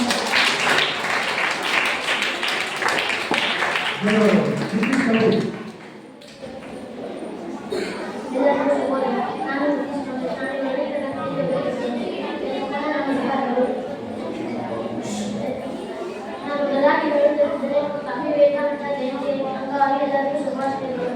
ಮಾನ್ಯ ಅಧ್ಯಕ್ಷರೇ, ಅತಿಥಿಗಳೇ ಹಾಗೂ ಮಾನ್ಯ ನಮ್ಮ ಶಾಲೆಯ ಪ್ರಧಾನ ಗುರುಮಾತೆಯವರೇ ಹಾಗೂ ನನ್ನ ಗುರುಗಳೇ ಮತ್ತು ಗುರುಮಾತೆಯವರೇ ಹಾಗೂ ನನ್ನ ಸೋದರ ಸೋದರಿಯರೇ, ಇಂದು ಸ್ವಾಮಿ ವಿವೇಕಾನಂದರ ಜಯಂತಿ ಅಂಗವಾಗಿ ನಾನು ಒಂದೆರಡು ಮಾತುಗಳನ್ನು ಆಡಲು ಬಯಸುತ್ತೇನೆ.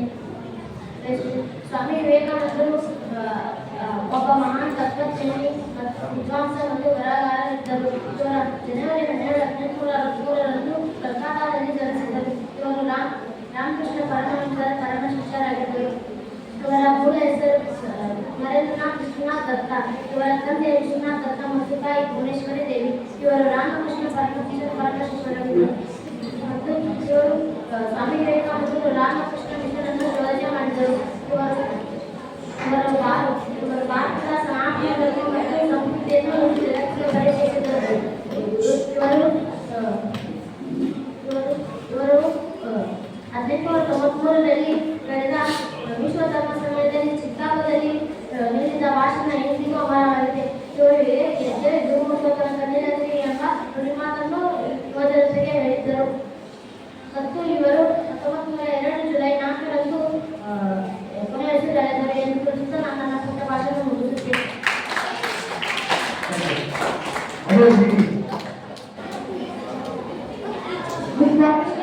Good morning, respected principals, teachers, and my dear friends.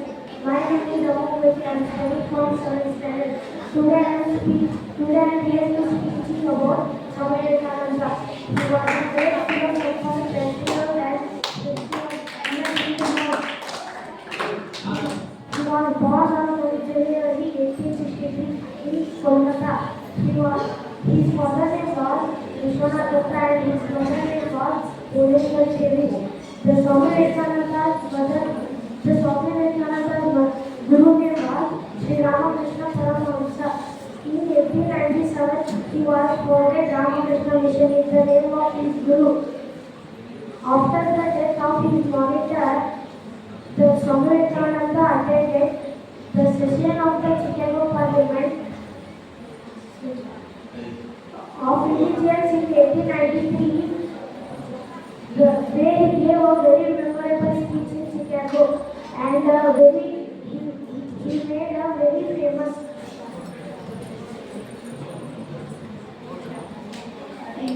worldwide. No words can describe the Swami Vivekananda. He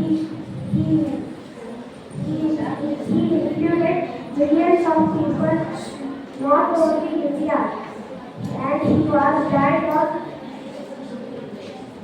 July 2, 1902. July 4, 1902. Thank you.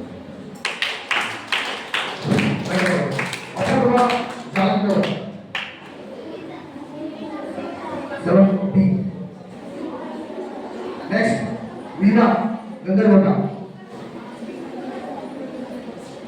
ಎಲ್ಲರಿಗೂ ಮುಂಜಾನೆಯ ಶುಭೋದಯಗಳು. ನನ್ನ ಹೆಸರು ಪೂರ್ವಿಕಾ ಬಸವರಾಜ್ ಚಾರಕ್ನವರ್. ನಾನು 7ನೇ ತರಗತಿಯಲ್ಲಿ ವ್ಯಾಸಂಗ ಮಾಡುತ್ತಿದ್ದೇನೆ. ನನ್ನ ಶಾಲೆಯ ಹೆಸರು ಸರ್ಕಾರಿ ಆದರ್ಶ ವಿದ್ಯಾಲಯ ಇಟಲಿ. ವೇದಿಕೆಯ ಮೇಲೆ ಆಸೀನರಾದ ಮುಖ್ಯೋಪಾಧ್ಯಾಯರಿಗೆ, ಅತಿಥಿಗಳಿಗೆ ಹಾಗೂ ನನ್ನೆಲ್ಲ ಗುರುಗಳಿಗೆ ಸ್ವಾಮಿ ವಿವೇಕಾನಂದ ಜಯಂತಿಯ ಹಾರ್ದಿಕ ಶುಭಾಶಯಗಳು. ಸ್ವಾಮಿ ವಿವೇಕಾನಂದ ಇವರು 1863 ಜನವರಿ 12ರಂದು ಕೋಲ್ಕತ್ತಾದಲ್ಲಿ ಜನಿಸಿದರು. ಇವರ ತಂದೆಯ ಹೆಸರು ವಿಶ್ವನಾಥ್ ದತ್ತ, ತಾಯಿ ಭುವನೇಶ್ವರಿ ದೇವಿ. ಸ್ವಾಮಿ ವಿವೇಕಾನಂದ ಇವರ ಮೊದಲ ಹೆಸರು ನರೇಂದ್ರ ದತ್ತ. ಇವರು ಕೋಲ್ಕತ್ತಾದ ಮೆಟ್ರೋಪಾಲಿಟನ್ ಶಾಲೆ ಮತ್ತು ಪ್ರೆಸಿಡೆನ್ಸಿ ಕಾಲೇಜಿನಲ್ಲಿ ಶಿಕ್ಷಣ ಪಡೆದರು. ಇವರು ರಾಮಕೃಷ್ಣ ಪರಮಹಂಸರ ಶಿಷ್ಯರಾಗಿದ್ದರು. ರಾಜಯೋಗ, ಕರ್ಮಯೋಗ, ಭಕ್ತಿ ಯೋಗ, ಜ್ಞಾನಯೋಗ ಇನ್ನೂ ಮುಂತಾದ ಪುಸ್ತಕಗಳನ್ನು ಇವರು ರಚಿಸಿದ್ದಾರೆ. ಒಂದು ದಿನ ಅಮೆರಿಕದ ಚಿಕಾಗೋ ನಗರದಲ್ಲಿ ನಡೆದ ವಿಶ್ವ ಧರ್ಮ ಸಮ್ಮೇಳನದಲ್ಲಿ ಸ್ವಾಮಿ ವಿವೇಕಾನಂದರು ಕೂಡ ಭಾಗಿಯಾಗಿದ್ದರು. ಆಗ ಅದು 1893ರಲ್ಲಿ ನಡೆದಿತ್ತು. ವೇದಾಂತವನ್ನು ಕುರಿತು ಮಾಡಿದ ಭಾಷಣ ಅವರನ್ನು ವಿಶ್ವವಿಖ್ಯಾತರನ್ನಾಗಿಸಿತು. ಏಳಿ ಎದ್ದೇಳಿ, ಗುರಿ ಮುಟ್ಟುವ ತನಕ ನಿಲ್ಲದಿರಿ, ಇದು ಸ್ವಾಮಿ ವಿವೇಕಾನಂದರು ಭಾರತೀಯ ಯುವಜನರಿಗೆ ನೀಡಿದ ಕರೆ. ಸ್ವಾಮಿ ವಿವೇಕಾನಂದರ ಹುಟ್ಟಿದ ದಿನವನ್ನು ಎಲ್ಲರೂ ಯುವ ದಿನಾಚರಣೆ ಎಂದು ಆಚರಿಸುತ್ತಾರೆ. ಭಾರತವನ್ನು ಇವರು ಕಾಲ್ನಡಿಗೆಯಲ್ಲಿ ಸಂಚರಿಸಿದ್ದಾರೆ. ಸ್ವಾಮಿ ವಿವೇಕಾನಂದರು ಅಂದಿನ ಸ್ಥಿತಿಯನ್ನು ಕಂಡು ಮರುಗಿದ್ದರು. ಎಲ್ಲಿಯವರೆಗೂ ಬಡತನ, ಹಸಿವು, ಅಜ್ಞಾನದಿಂದಿರುವರೋ ಅಲ್ಲಿಯವರೆಗೂ ನಾನು ಮತ್ತೆ ಮತ್ತೆ ಜನ್ಮ ತಾಳಿ ಅದನ್ನು ಹೋಗಲಾಡಿಸಲು ಶ್ರಮಿಸುತ್ತೇನೆ ಎಂದು ಹೇಳಿ ಬೇಲೂರು ಮಠದ ಕೋಲ್ಕತ್ತಾದಲ್ಲಿ 4 ಜುಲೈ 1902ರಂದು ನಿಧನರಾದರು.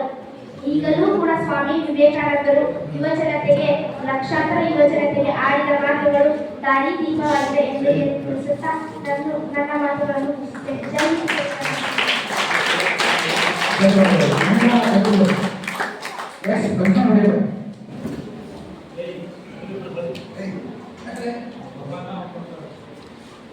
ಎಲ್ಲರಿಗೂ ಮುಂಜಾನೆ ಶುಭೋದಯ.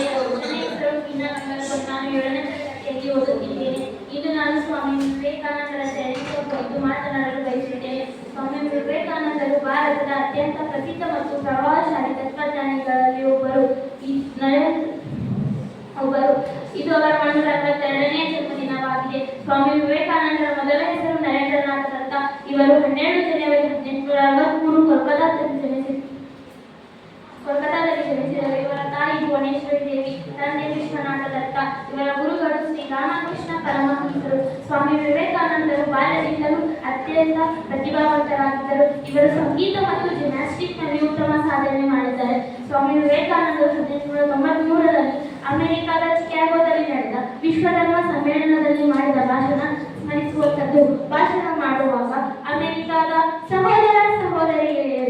ಸಹೋದರಿಯರೇ ಎಂದು ಸಭಿಕರನ್ನು ಉದ್ದೇಶಿಸಿ ಮಾತನಾಡಿದರು. ಸ್ವಾಮಿ ವಿವೇಕಾನಂದರ ಘೋಷಣೆಗಳು ಕೆಲವರ ಜೀವನದಲ್ಲಿ ಸ್ಫೂರ್ತಿಯಾಗಿವೆ. ಎದ್ದೇಳಿ, ಗುರಿ ಮುಟ್ಟುವ ತನಕ ನಿಲ್ಲದಿರಿ, ನಿಮ್ಮನ್ನು ನೀವು ಗೆಲ್ಲಿರಿ, ನೀವು ಏನು ಯೋಚಿಸುತ್ತೀರೋ ಅದಾಗುತ್ತೀರಿ, ದೌರ್ಬಲ್ಯವೇ ದೊಡ್ಡ ಪಾಪ, ಅನುಭವವೇ ಕೈಗ ಶಿಕ್ಷಣ ಎಂದು ಜನರಿಗೆ ಸಂದೇಶ ನೀಡಿದರು. ಸ್ವಾಮಿ ವಿವೇಕಾನಂದರ ಜನ್ಮದಿನವನ್ನು ಯುವ ದಿನವೆಂದು ಆಚರಿಸಲಾಗುತ್ತದೆ. ಸ್ವಾಮಿ ವಿವೇಕಾನಂದರು ಯುವಕರಿಗೆ ಸ್ಫೂರ್ತಿಯ ಚಿಲುಮೆಯಾಗಿದ್ದಾರೆ. ಅವರು ತಮ್ಮ 39ನೇ ವಯಸ್ಸಿನಲ್ಲಿ ಮೆದುಳು ರಕ್ತಸ್ರಾವವಾಗಿ ಜುಲೈ 4, 1902 ಬೇಲೂರು ಮಠದಲ್ಲಿ ಧ್ಯಾನ ಮಾಡುವಾಗ ನಿಧನರಾದರೆಂದು ಹೇಳಲಾಗುತ್ತದೆ. ಇಷ್ಟು ಹೇಳಿ ನನ್ನ ಚಿಕ್ಕ ಭಾಷಣಕ್ಕೆ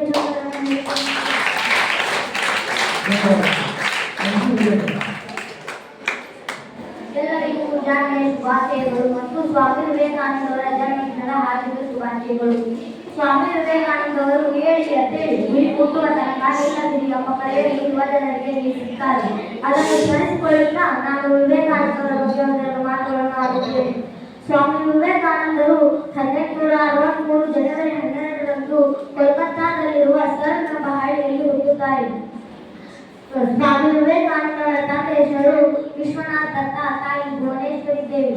ಸ್ವಾಮಿ ವಿವೇಕಾನಂದರು ರಾಮಕೃಷ್ಣ ಪರಮಹಂಸರ ಪಂಥ ಶಿಷ್ಯರಾಗಿರುತ್ತಾರೆ. ಸ್ವಾಮಿ ವಿವೇಕಾನಂದರು ಅಮೆರಿಕದ ಚಿಕಾಗೋನಲ್ಲಿ ನಡೆದ 1893ನೇ ವಿಶ್ವ ಧರ್ಮ ಸಮ್ಮೇಳನದಲ್ಲಿ ಭಾಗವಹಿಸಿ ಅವರು ತಮ್ಮ ವೇದಾಂತವನ್ನು ಕುರಿತು ಆಡಿದ ಭಾಷಣ ಅವರನ್ನು ಇಂದಿಗೂ ವಿಶ್ವವಿಖ್ಯಾತರನ್ನಾಗಿ ಮಾಡಿಸಿದೆ. ಸ್ವಾಮಿ ವಿವೇಕಾನಂದರು ಕಾಲ್ನಡಿಗೆಯಲ್ಲಿ ಭಾರತವನ್ನು ಸಂಚರಿಸಿದಾಗ ಅಂದಿನ ಸ್ಥಿತಿಗತಿಗಳನ್ನು ಕಂಡು ಅವರಿಗೆ ತುಂಬಾ ಬೇಸರವಾಗುತ್ತದೆ. ನಮ್ಮ ಜನರು ಎಲ್ಲಿಯವರೆಗೆ ಹಸಿವು, ಬಡತನ ಮತ್ತು ಅಜ್ಞಾನದಲ್ಲಿರುವರು ಅಲ್ಲಿಯವರೆಗೆ ನಾವು ಜನತಾಳಿ ಮತ್ತೆ ಮತ್ತೆ ಹೋಗಲಾಡಿಸುವುದು ಶ್ರಮಿಸುತ್ತೇನೆ ಎಂದರು. ಸ್ವಾಮಿ ವಿವೇಕಾನಂದವರು ಒಂದು ಮಂತ್ರವನ್ನು ಹೇಳುತ್ತಾರೆ. ತ್ರೈ ಸಂಖ್ಯಾ ಯೋಗ ಪಶುಪತಿ ಮತಂ ವೈಷ್ಣವಮೀತಿ ಪ್ರವೃಣೆ ಪ್ರಸ್ಥಾನೆ ತರಣಿ ನಮಃ ಪತ್ಯ ನೀತಿ ಚ ರುಚಿನಾಂ ವೈಚಿತ್ರ ಭುಜಕುಟಿಲ ಪತ್ಯ ನೀತಿ ಚ. ಇದರ ಅರ್ಥ ಏನಂದ್ರೆ ಇವು 3 ವಿಭಿನ್ನವಾದ ಸಂಖ್ಯೆಗಳು ಇರ್ತವು. ಅವು ಯಾವ್ಯಾವ ಅಂದ್ರೆ ಒಂದು ಶಿವ, ಒಂದು ವಿಷ್ಣು, ಒಂದು ಜಾತಿ ಮತ. ನಾವು ಜಾತಿ ಮತಗಳಿಗಾಗಿ ಜಾಸ್ತಿ ಜಗಳ ಆಡ್ತೀವಿ. ಸ್ವಾಮಿ ವಿವೇಕಾನಂದ ಅವರು ಹೇಳುವುದು ಎರಡೇ ಜಾತಿ, ಒಂದು ಹೆಣ್ಣು ಜಾತಿ, ಒಂದು ಗಂಡು ಜಾತಿ. ನಾವು ಏನ್ ನಮ್ಮ ಜೀವನದಲ್ಲಿ ಏನ್ ಸಾಧಿಸ್ತೀವೋ ನಾವು ಅದು ಗುರಿ ಮುಟ್ಟುತ್ತೀವಿ ಅಂತ ಸ್ವಾಮಿ ವಿವೇಕಾನಂದ ಅವರು ಹೇಳಿದ್ರು. ಜೈ ಹಿಂದ್.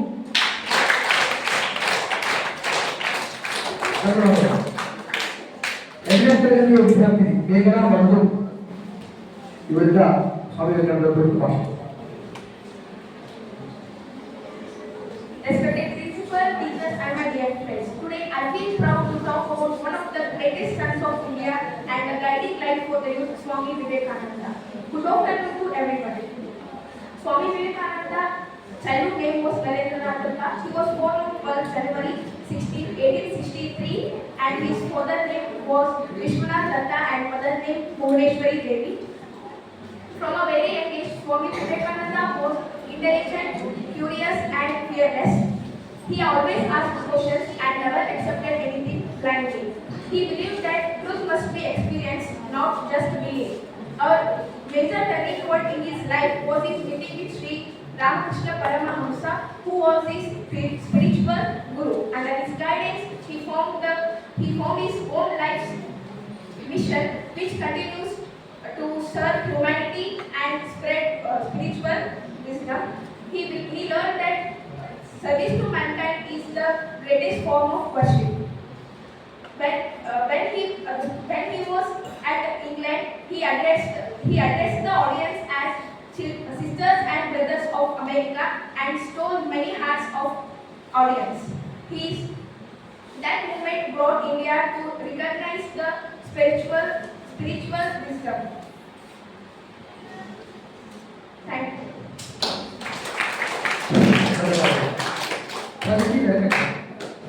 ಎಂಟನೇ ತರಗತಿ ವಿದ್ಯಾರ್ಥಿ. ಎಲ್ಲರಿಗೂ ಶುಭೋದಯ. ನನ್ನ ಹೆಸರು ಪ್ರಗತಿ ಹರಕಟ್ಟಿನ. ನಾನು 8ನೇ ತರಗತಿಯಲ್ಲಿ ಓದುತ್ತಿದ್ದೇನೆ. ನಾನು ಸ್ವಾಮಿ ವಿವೇಕಾನಂದ ಅವರ ಕೌಟುಂಬಿಕ ಹಿನ್ನೆಲೆಯನ್ನು ಹೇಳುತ್ತೇನೆ. ಸ್ವಾಮಿ ವಿವೇಕಾನಂದ ಅವರು ದತ್ತ ವಂಶದವರು. ಇವರು ವಂಶ ಪರಂಪರಾಗತ ವಕೀಲ ವೃತ್ತಿಯನ್ನು ಅನುಸರಿಸುತ್ತಾ ಬಂದವರು. ಇವರು ನರೇಂದ್ರನ ಮುತ್ತಜ್ಜ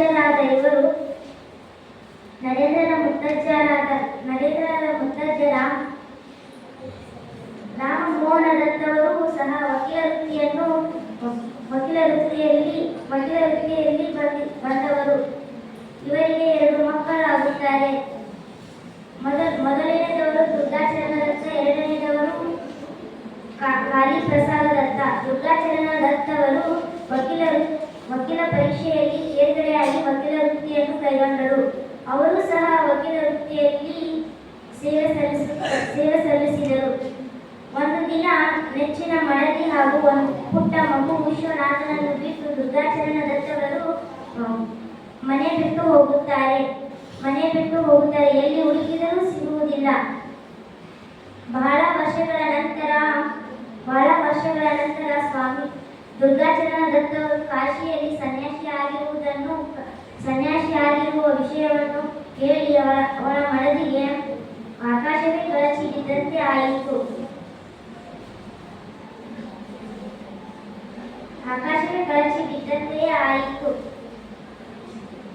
ಕ್ಷತ್ರಿಯ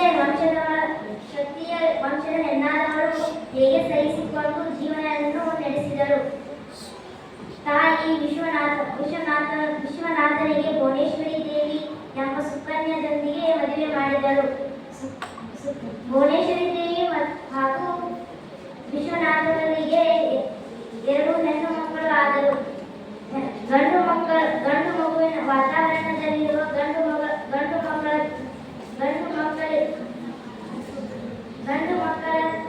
ಮಕ್ಕಳಿಗೆ ಕೊರತೆಯಾಗಿತ್ತು. ಭುವನೇಶ್ವರಿ ದೇವಿ ಹಲವಾರು ದೇವಾಲಯಗಳಿಗೆ ಹೋಗಿ ಹರಕೆಯನ್ನು ಹೊತ್ತು ಭಕ್ತಿಯಿಂದ ಶ್ರದ್ಧೆಯಿಂದ ನಮಸ್ಕರಿಸಿ ಬರುತ್ತಿದ್ದರು. ಭುವನೇಶ್ವರಿ ದೇವಿಗೆ ಒಂದು ದಿನ ಕನಸು ಬಿತ್ತು. ಆ ಕನಸಿನಲ್ಲಿ ಶಿವನ ಶರೀರದಿಂದ ಬೆಳಗುತ್ತಾ ಬರುತ್ತ ಜ್ಯೋತಿ ತನ್ನ ಉದರದಲ್ಲಿ ಹೊಕ್ಕಂತೆ ಭಾಸವಾಗುತ್ತಿತ್ತು.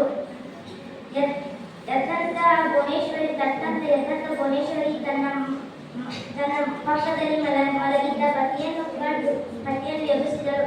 ಪತಿ ಬಿದ್ದ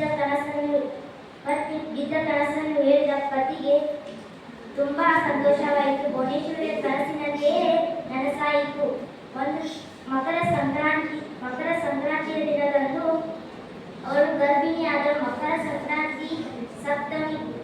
ಸಂಕ್ರಾಂತಿ ಕೃಷ್ಣ ಪಕ್ಷದ ಸಪ್ತಮಿ ಪುಣ್ಯ ಮುಹೂರ್ತದಲ್ಲಿ ಭುವನೇಶ್ವರಿ ಒಂದು ಗಂಡು ಶಿಶುವಿಗೆ 1863 ಜನವರಿ 12ರಂದು ಜನ್ಮ ಕೊಟ್ಟಳು. ಆ ಗಂಡು ಶಿಶುವಿಗೆ ನಾಮಕರಣ ಮಾಡಲು ಒಂದು ದಿನ ಕೈಗೊಂಡರು. ನಾಮಕರಣದಲ್ಲಿ ಹಿರಿಯರು ಬಂದರು. ಮನೆಯವರು ಎಲ್ಲರೂ ಬಂದರು. ಹಿರಿಯವರು ಅವರ ಮುತ್ತಜ್ಜನಾದ ದುರ್ಗಾಚರಣ ದತ್ತ ಅವರ ಹೆಸರು ಇಡಲು ಸೂಚಿಸಿದರು. ಆದರೆ ಭುವನೇಶ್ವರಿ ದೇವಿಗೆ ಶಿವನ ಶರೀರದಿಂದ ಬಂದಂತಹ ಜ್ಯೋತಿ ತನ್ನ ಉದರದಲ್ಲಿ ಹೊಕ್ಕಂತೆ ಇನ್ನೂವರೆಗೂ ಭಾಸವಾಗುತ್ತಿತ್ತು. ಆದ ಕಾರಣ ವೀರೇಶ್ವರನೆಂಬ ನಾಮಕರಣ ಮಾಡಿದಳು. ಅನ್ನಪ್ರಸಾದ ನಂತರ ಬಂದಂತ ಗುರು ಹಿರಿಯರು ನರೇಂದ್ರನಾಥ ಎಂದು ಕರೆಯುತ್ತಾರೆ. ಇವರ ಶಾಲಾ ಬಾಲ್ಯದ ದಿನಗಳಲ್ಲಿ ಹೇಳುವುದಾದರೆ ಇವರು ಬಹಳ ಬುದ್ಧಿವಂತರು.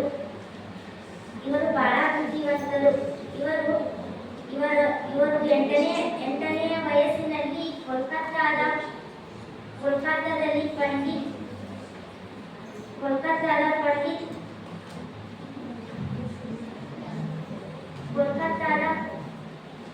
ಕೋಲ್ಕತ್ತಾದಲ್ಲಿ ಒಂದು ಶಾಲೆಗೆ ಸೇರಿಸುತ್ತಾರೆ. ಅಲ್ಲಿಯೂ ಸಹ ಎಲ್ಲರಿಗೂ ನೆಚ್ಚಿನ ಹುಡುಗನಾಗಿ ಬದುಕುತ್ತಾರೆ. ನರೇಂದ್ರನಾಥನಿಗೆ ಒಂದು ದಿನ ಆಟ ಆಡಲು ಮೈದಾನಕ್ಕೆ ಹೋಗುತ್ತಾರೆ. ಸಹಪಾಠಿಗಳು ಆಟವಾಡುತ್ತಿರುವಾಗ ಅವನ ಮನಸ್ಸು ಆಟದ ಕಡೆಗೆ ಹರಿಯದೆ ಜ್ಞಾನದ ಕಡೆಗೆ ಹರಿಯಿತು. ಆಟದ ಮೈದಾನದಲ್ಲಿ ಜ್ಞಾನಮಗ್ನಾಗಿ ಕೂತಿದ್ದ ನರೇಂದ್ರನು ಜ್ಞಾನಮಗ್ನಾಗಿ ಕೂತಿದ್ದ ಮೈಮರೆತು ಜ್ಞಾನಮಗ್ನದಲ್ಲಿ ಕೂತಿದ್ದನು. ಅವನ ಮುಂದೆ ಕೃಷ್ಣ ವರ್ಣದ ಹಾವು ಎಲೆ ತೂಗಾಡಿಸುತ್ತಾ ಕೂತಿತ್ತು. ಇದನ್ನು ನೋಡಿದ ಸಹಪಾಠಿಗಳು ತುಂಬಾ ಹೆದರುತ್ತಾ ಅವರ ತಾಯಿಗೆ ಹೇಳುತ್ತಾರೆ. ಅವರ ತಾಯಿ ಎದ್ದಿನೋ ಬಿದ್ದನೋ ಅಂತ ಓಡಿ ಬರುತ್ತಾರೆ. ಓಡಿ ಬಂದು ನೋಡಿದರೆ ಅಲ್ಲಿಯೂ ಹಾವು ಮಾಯವಾಯಿತು. ಸ್ವಲ್ಪ ಹೊತ್ತಿಗೆ ಹಾವು ಮಾಯವಾಯಿತು. ನಂತರ ಕಣ್ಣು ಬಿಟ್ಟರೆ ತಾಯಿ ಎಲ್ಲರೂ ಮುಂದೆ ನಿಂತಿದ್ದರು. ನಡೆದಂತ ವಿಷಯ ಎಲ್ಲ ಘಟನೆಗಳನ್ನು ವಿವೇಕಾನಂದರು ಹೇಳಿದರೆ ನನಗೇನೋ ಆಗಿಲ್ಲವೆಂದು ಸುಮ್ಮನೆ ಆಗಿಬಿಡುತ್ತಾರೆ. ಅವರಿಗೆ ನಿದ್ರಿಸುವ ಮುನ್ನ ಎರಡು ಉಪ್ಪುಗಳ ನಡುವೆ ಬಣ್ಣಗಳನ್ನು ಬದಲಿಸುವ ಎರಡು ಉಪ್ಪುಗಳ ಮಧ್ಯೆ ಬಣ್ಣಗಳನ್ನು ಬದಲಿಸುವ ಗೋಳಾಕಾರದ ಒಂದು ವೃತ್ತವು ಕಾಣಿಸಿಕೊಳ್ಳುತ್ತಿತ್ತು. ಇದು ಅವರಿಗೆ ಮಾತ್ರ ವಿಚಿತ್ರವಾಗಿತ್ತು. ಒಂದು ದಿನ ಹಲವಾರು ವರ್ಷಗಳ ನಂತರ ಅವರ ಗುರು ಭೇಟಿಯಾದಾಗ ಅವರ ಗುರು ಕೇಳುತ್ತಾರೆ, ನೀನು ಮಲಗುವ ಮುಂಚೆ ಮತ್ತು ಜ್ಞಾನದಲ್ಲಿ ಇದ್ದಾಗ ಎರಡು ಹುಬ್ಬುಗಳ ನಡುವೆ ಒಂದು ಗೋಳಾಕಾರದ ಬಣ್ಣ ಕಾಣಿಸುತ್ತದೆ. ಇದು ವಿಶಿಷ್ಟರಿಗೆ ಮಾತ್ರ ಬರುತ್ತದೆ ಎಂದು ಪರಮಹಂಸರು ರಾಮಕೃಷ್ಣರು ಹೇಳುತ್ತಾರೆ. ಇದನ್ನು ಕೇಳಿದ ನರೇಂದ್ರನಿಗೆ ನಾನು ಅದ್ಭುತವಾದ ಮನುಷ್ಯನಿದ್ದೇನೆ ಅನಿಸುತ್ತದೆ. ಅವರು ಓದು ಎಲ್ಲ ಮುಗಿಸಿದ ನಂತರ ಒಂದು ದಿನ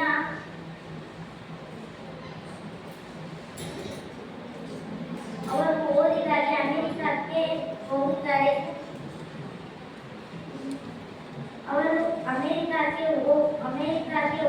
ಓದುವುದಕ್ಕೆ ಹೋಗುತ್ತಾರೆ. ಅಮೆರಿಕದ ಹಡಗಿನಲ್ಲಿ ಹೋಗುತ್ತಾರೆ. ಹೋಗುವ ಹಡಗಿನಲ್ಲಿ ನ್ಯೂಸ್ ಪೇಪರ್ ಅನ್ನು ಓದುತ್ತಾರೆ. ನ್ಯೂಸ್ ಪೇಪರ್ ಅನ್ನು ಕೇಳುತ್ತಾರೆ. ಅವರು ಕೊಡುತ್ತಾರೆ.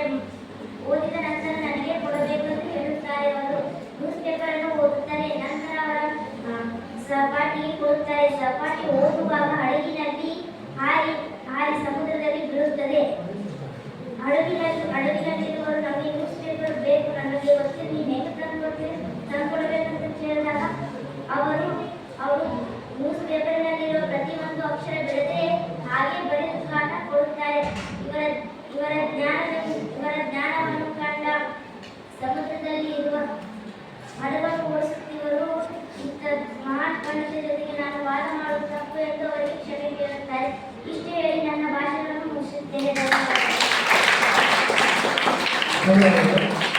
ಆದರ್ಶ 3 ರಿಂದ 5 ನಿಮಿಷ ಅಂತ ಭಾಷಣ ಅಂತ ಹೇಳಿದ್ರೆ 3 ರಿಂದ 5 ನಿಮಿಷದೊಳಗೆ ವಿಷಯವನ್ನ ಪ್ರಸ್ತುತಪಡಿಸಬೇಕು, ನಿರಂತರವಾಗಿರಬೇಕು, ಆ ವಿಷಯ 5ರಲ್ಲಿ ಬಿಟ್ಟಿರಬೇಕು, ಅದಕ್ಕೆ ಜನಸ್ಪರ್ಧೆ ಮಾಡಿ. ಆದರ್ಶ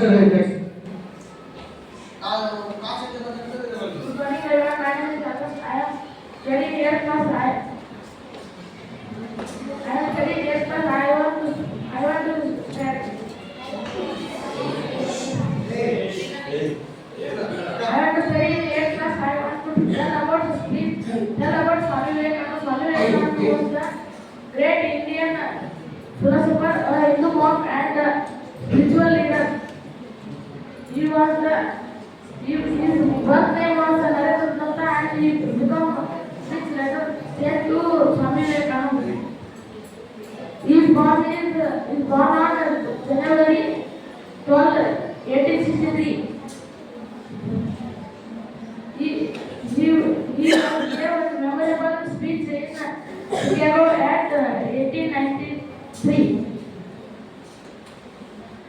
He is a disciple of Ramakrishna Paramahansa and he is a founder of Ramakrishna Mission. Thank you.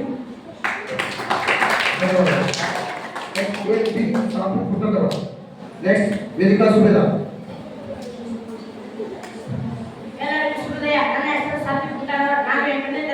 ಓದುತ್ತಿದ್ದೇನೆ.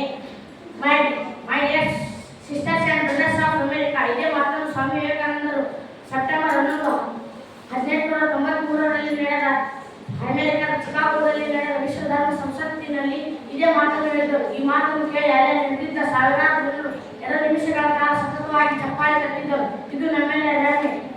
ಆದರೆ ಈ ಸುಂದರ ಜಾಗೃತ ಕಾರ್ಯಕ್ರಮದ ಅಧ್ಯಕ್ಷರೇ, ಪ್ರಾಂಶುಪಾಲರೇ, ನನ್ನ ನೆಚ್ಚಿನ ಬೃಂದವೇ ಹಾಗೂ ಸಹಪಾಠಿಗಳೇ, ಎಲ್ಲರಿಗೂ ಶುಭೋದಯ.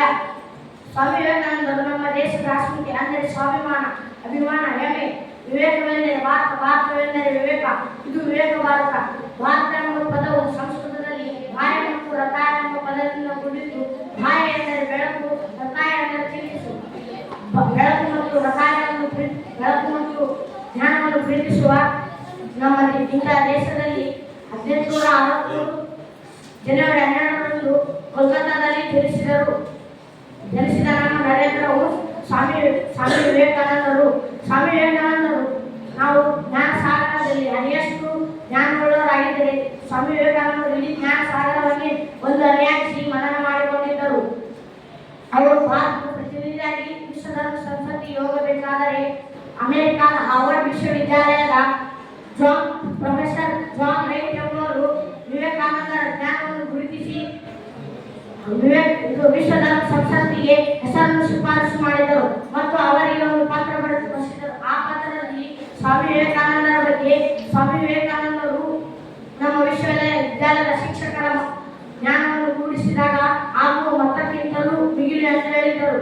ಸ್ವಾಮಿ ವಿವೇಕಾನಂದರು ಒಮ್ಮೆ ಅಮೆರಿಕಾದ ಅನ್ಯಾಯ ಮನೆಯಲ್ಲಿ ನೆಲೆಸಿದರು. ಆಗ ಸಂಜೆ 5 ಗಂಟೆಗೆ ವಾಕಿಂಗ್ ಹೋಗುವ ಸಂದರ್ಭದಲ್ಲಿ ಸಮೀಪದ ಸ್ಮಶಾನದಲ್ಲಿ ಒಬ್ಬ ಹೆಣ್ಣುಮಗಳು ಒಂದು ಸಮಾಧಿ ಮುಂದೆ ರಟ್ಟಿನಿಂದ ಗಾಳಿ ಬೀಸುತ್ತಾ ಕುಳಿತಿದ್ದಳು. ಆಗ ಸ್ವಾಮಿ ವಿವೇಕಾನಂದರು ಅದನ್ನು ನೋಡಿ, ಈ ಹೆಣ್ಣು ತನ್ನ ಗಂಡನನ್ನು ಕಳೆದುಕೊಂಡದ್ದರಿಂದ ಅದೇ ಸಮಾಧಿ ಮುಂದೆ ಸತ್ಯಾಗುತ್ತಿರಬೇಕು, ಅದಕ್ಕಾಗಿ ಗಾಳಿ ಬೀಸುತ್ತಿರುವರು ಎಂದು ತಿಳಿದುಕೊಂಡು ಆಕೆ ಕಡೆಗೆ ಹೋದರು. ಆಕೆ ಹೇಳಿದರು, ಹೌದು ಸ್ವಾಮಿ, ಈ ಸಮಾಧಿ ನನ್ನ ಗಂಡನದೇ. ಈಗ ತಾನೇ ಸಮಾಧಿಯಾಗಿ ಹೋಗಿದ್ದಾರೆ. ಇದರ ಸಿಮೆಂಟ್ ಆಗುವವರೆಗೂ ನಾನು ಇನ್ನೊಂದು ಮದುವೆ ಆಗುವ ಆಗಿಲ್ಲ.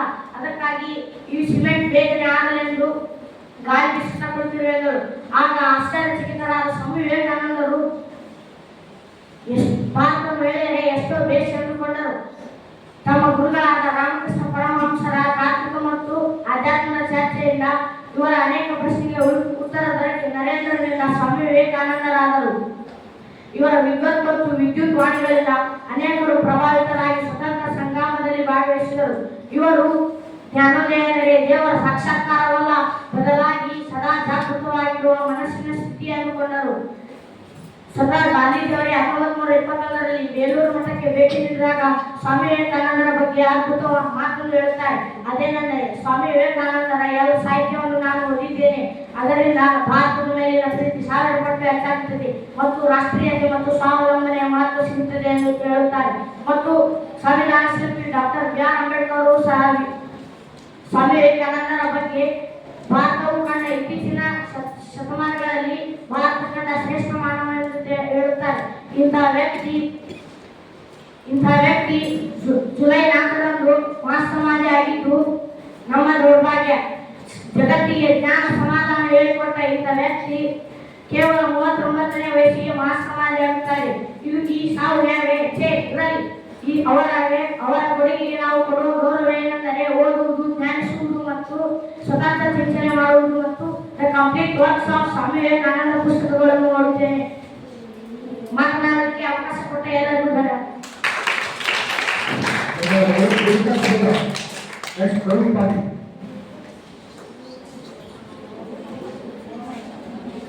ಮಾನ್ಯ ಮುಖ್ಯೋಪಾಧ್ಯಾಯರೇ, ಎಲ್ಲರಿಗೂ ನನ್ನ ಶುಭ ಮಧ್ಯಾಹ್ನ. ನಾನು ಮಾತನಾಡಲು ಹೊರಟಿರುವ ಮಹಾನ್ ವ್ಯಕ್ತಿ, ಲಕ್ಷಾಂತರ ಹೃದಯವನ್ನು ಆಳಿದಂತ ಮತ್ತು ಮಹಾನ್ ವ್ಯಕ್ತಿಗಳಿಗೆ ದಾರಿ ತೋರಿಸಿದಂತ ಜ್ಯೋತಿ ಸ್ವಾಮಿ ವಿವೇಕಾನಂದ. ಸ್ವಾಮಿ ವಿವೇಕಾನಂದ ಅವರು 1863 ಕೋಲ್ಕತ್ತಾದಲ್ಲಿ ಜನಿಸುತ್ತಾರೆ. ಇವರ ಬಾಲ್ಯದ ಹೆಸರು ನರೇಂದ್ರನಾಥ್ ದತ್ತ. ಇವರು ಚಿಕ್ಕವರಿದ್ದರೆ ಚಿಂತನೆ ಉಳ್ಳ ವ್ಯಕ್ತಿ. ಇವರು ತಮ್ಮ ಜೀವನವನ್ನು ದೇಶಕ್ಕಾಗಿ ಸಮರ್ಪಿಸಿದರು. ಇವರಿಗೆ ಸಂಪತ್ತು ಬೇಕಿರಲಿಲ್ಲ, ಇವರಿಗೆ ಕೀರ್ತಿ ಬೇಕಿರಲಿಲ್ಲ.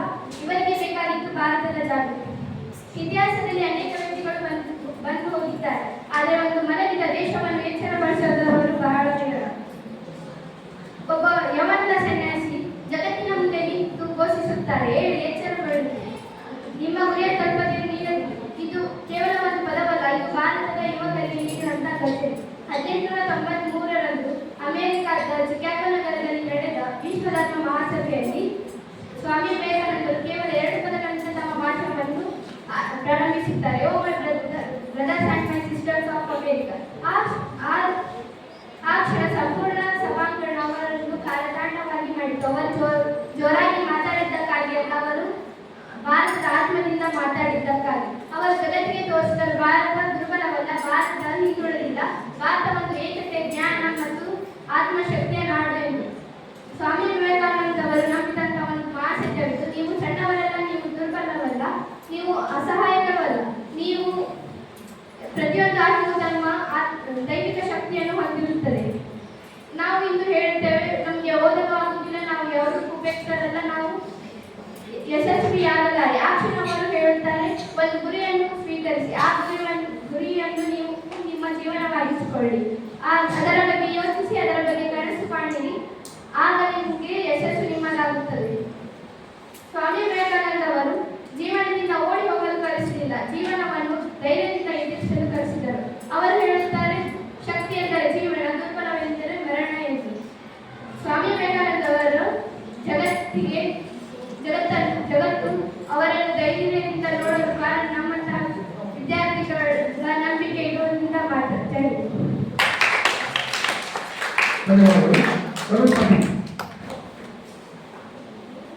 ಎಲ್ಲರಿಗೂ ಶುಭ ಮಧ್ಯಾಹ್ನ. ನನ್ನ ಹೆಸರು ತರುಣ್ ಪಾಟೀಲ್. ಸ್ವಾಮಿ ವಿವೇಕಾನಂದ ಅವರು 1863 1902 ಅವರು ಪ್ರಸಿದ್ಧ ತತ್ವಜ್ಞಾನಿ ಮತ್ತು ಆಧ್ಯಾತ್ಮ ನಾಯಕರಾಗಿ ಪ್ರಪಂಚದಾದ್ಯಂತ ಪ್ರಸಿದ್ಧರಾದರು. ಮತ್ತು ಅವರ ಮೂಲ ಹೆಸರು ನರೇಂದ್ರನಾಥ್ ದತ್.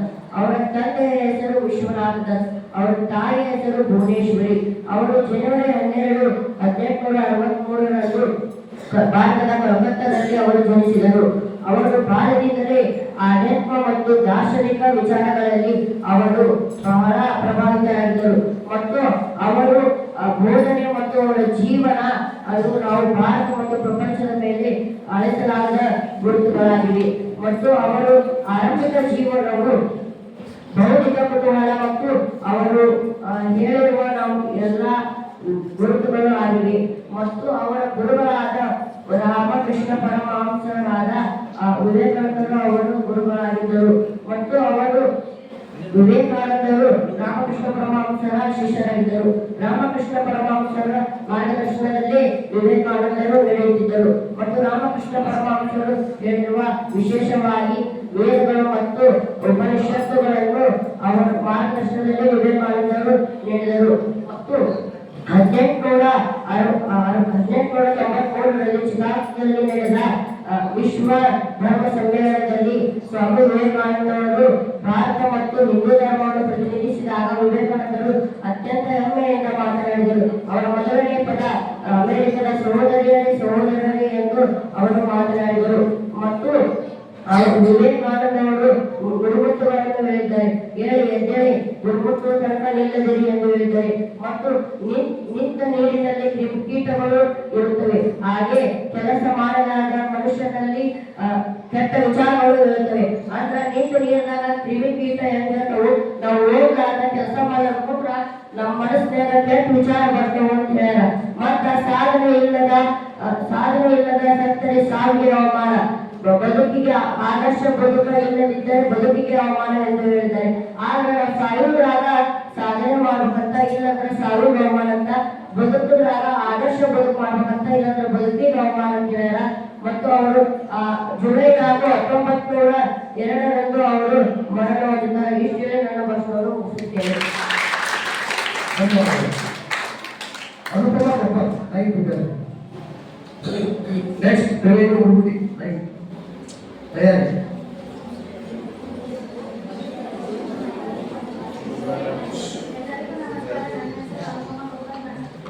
ನಾನು 9ನೇ ತರಗತಿಯಲ್ಲಿ ಓದುತ್ತಿದ್ದೇನೆ. ಇಂದು ಒಬ್ಬ ಹೆಸರಾಂತ ವಿದ್ವಾಂಸ ಮತ್ತು ತತ್ವಜ್ಞಾನಿ ಹಾಗೂ ಬರಹಗಾರರಾದ ಸ್ವಾಮಿ ವಿವೇಕಾನಂದರವರ ಬಗ್ಗೆ ನಾನು ಒಂದೆರಡು ಮಾತುಗಳನ್ನು ಹೇಳಲು ಬಯಸುತ್ತೇನೆ. ಈ ಒಂದು ಸಂದರ್ಭದಲ್ಲಿ ಸ್ವಾಮಿ ವಿವೇಕಾನಂದರವರ ಬಗ್ಗೆ ಅವರ ಜೀವನ ಸಾರುವ ಅಂಶಗಳು ಮತ್ತು ಅವರು ಭಾರತಕ್ಕೆ ನೀಡಿರುವಂತಹ ಅತ್ಯುತ್ತಮವಾದಂತಹ ಕೊಡುಗೆಗಳ ಬಗ್ಗೆ ನಾವು ಚರ್ಚಿಸುತ್ತೇವೆ. ಸ್ವಾಮಿ ವಿವೇಕಾನಂದ ಅವರು 1863 ಜನವರಿ 12ರಂದು ಕಲ್ಕತ್ತಾದ ಒಂದು ನರೇನ್ನಲ್ಲಿ ಜನಿಸುತ್ತಾರೆ. ಇವರು ದತ್ತ ಕುಟುಂಬಕ್ಕೆ ಸೇರಿದವರು ಮತ್ತು ಇವರು ಒಬ್ಬ ಹೆಸರಾಂತ ತತ್ವಜ್ಞಾನಿ ಸಹ ಆಗಿರುತ್ತಾರೆ. ಇವರು ವಿಶ್ವನಾಥ ದತ್ತ ಹಾಗೂ ತಾಯಿ ಭುವನೇಶ್ವರಿ ದೇವಿ 8 ಮಕ್ಕಳಲ್ಲಿ ಒಬ್ಬರಾಗಿರುತ್ತಾರೆ. ವಿಶ್ವನಾಥ ದತ್ತ ಅವರು ವಕೀಲರಾಗಿ ಹಾಗೂ ಸಮಾಜದಲ್ಲಿ ಒಂದು ಅತ್ಯುನ್ನತ ಸ್ಥಾನವನ್ನು ಪಡೆದುಕೊಂಡಿರುತ್ತಾರೆ. ಹಾಗೂ ತಾಯಿ ಭುವನೇಶ್ವರಿ ದೇವಿ ಅವರು ದೇವರ ಮೇಲೆ ಬಹಳಷ್ಟು ನಂಬಿಕೆ ಉಳ್ಳವರು ಮತ್ತು ಮಗನ ಮೇಲೆ ಒಂದು ಹೆಚ್ಚಿನ ಪ್ರೀತಿ ಮತ್ತು ಕಾಳಜಿ ಹೊಂದಿರುವಂತವರು. ಇವರು ಸ್ವಾಮಿ ವಿವೇಕಾನಂದ ಅವರು ಕಲ್ಕತ್ತಾದ ಮಹಾವಿದ್ಯಾಲಯದಲ್ಲಿ ಪದವಿ ಪೂರ್ಣಗೊಳಿಸಿ ನಂತರ ಕಲ್ಕತ್ತಾದಲ್ಲಿ ತಮ್ಮ ಕಾನೂನು ಅಭ್ಯಾಸವನ್ನು ಮುಂದುವರಿಸುತ್ತಾರೆ. ಹಾಗೂ ಕಾನೂನನ್ನು ಅಭ್ಯಾಸವನ್ನು ಮಾಡಿದ ನಂತರ ಕಲ್ಕತ್ತಾದ ಉಚ್ಚ ನ್ಯಾಯಾಲಯದಲ್ಲಿ ಅವರು ತಮ್ಮ ವಕೀಲರಾಗಿ ವೃತ್ತಿಯನ್ನು ಸೇವೆ ಸಲ್ಲಿಸುತ್ತಾರೆ. ಹೀಗೆ ಇವರು 4 ಕ್ಲಾಸಿಕ್ಗಳನ್ನು ಬರೆದಿದ್ದಾರೆ. ಜ್ಞಾನಯೋಗ, ಕರ್ಮಯೋಗ ಮತ್ತು ಭಕ್ತಿಯೋಗ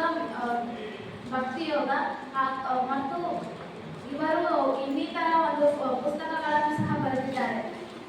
ಇವರು 1897ರಲ್ಲಿ ಚಿಕಾಗೋದಲ್ಲಿ ಒಂದು ನಡೆದ ಸರ್ವಧರ್ಮ ಸಮ್ಮೇಳನದಲ್ಲಿ ಇವರು ಅಮೆರಿಕಾದ ಸಹೋದರಿಯರೇ ಮತ್ತು ಸಹೋದರರೇ ಎಂದು ತಮ್ಮ ಭಾಷಣವನ್ನು ಪ್ರಾರಂಭ ಮಾಡುತ್ತಾರೆ. ಅಲ್ಲಿಯೇ ಇವರು ನಮ್ಮ ಹಿಂದೂ ಧರ್ಮವನ್ನು ಪಾಶ್ಚಿಮಾತ್ಯ ದೇಶಗಳಲ್ಲಿ ಈ ಒಂದು ಹಿಂದೂ ಧರ್ಮವನ್ನು ಬೋಧಿಸಿ ಮತ್ತು ಹಿಂದೂ ಧರ್ಮವನ್ನು ಅದರ ಕೀರ್ತಿಯನ್ನು ಅಲ್ಲಿ ಪ್ರಸಾರ ಮಾಡಿ ತಮ್ಮ ಕೀರ್ತಿಯನ್ನು ಹೆಚ್ಚಿಗೆಗೊಳಿಸುತ್ತಾರೆ. ಹಾಗೆ ಅಲ್ಲಿಯ ಒಂದು ಅಮೆರಿಕಾದ ಎಲ್ಲ ಜನರು ನಮ್ಮ ಭಾರತ ದೇಶವನ್ನು ಉನ್ನತ ಸ್ಥಾನದಲ್ಲಿ ನೋಡುತ್ತಾರೆ. ಮತ್ತು ಇವರು ಚಿಕಾಗೋದಲ್ಲಿ ನಡೆದಿರುವಂತಹ ಸರ್ವಧರ್ಮ ಸಮ್ಮೇಳನದಲ್ಲಿ ಇವರು ಆ ಒಂದು ಅಮೆರಿಕಾದ ನನ್ನ ಸಹೋದರಿಯರೇ ಮತ್ತು ಸಹೋದರರೇ, ನೀವು ನೀಡಿರುವಂತಹ ಒಂದು ಆತ್ಮೀಯ ಸ್ವಾಗತಕ್ಕೆ ನನ್ನ ಹೃದಯ ಆನಂದದಿಂದ ತುಂಬಿ ತುಳುಕುತ್ತಿದೆ ಎಂದು ಅವರು ಹೇಳಿದಾಗ ಎಲ್ಲರೂ ಅವರನ್ನು ಆನಂದದಿಂದ ಚಪ್ಪಾಳೆ ಮೂಲಕ ಅವರನ್ನು ಸ್ವಾಗತಿಸುವುದರಿಂದ ಅವರು ಇನ್ನಷ್ಟು ಹೆಸರನ್ನು ಬೆಳಗಿಸುತ್ತಾರೆ. ಮತ್ತು ಈ ಒಂದು ಸಮಯದಲ್ಲಿ ನಾವು ಅವರು ಭಾರತಕ್ಕೆ ಒಂದು ಅತ್ಯುನ್ನತ ಕೊಡುಗೆಗಳನ್ನು ನೀಡಿರುತ್ತಾರೆ. ಅದರ ಬಗ್ಗೆ ಮಾತನಾಡದೆ ಈ ಒಂದು ಭಾಷಣ ಸ್ವಾಮಿ ವಿವೇಕಾನಂದರು ಯಾವುದೇ ಒಂದು ಭಾಷಣ ಪೂರ್ಣವಾಗುವುದಿಲ್ಲ. ಇವರು ತಮ್ಮ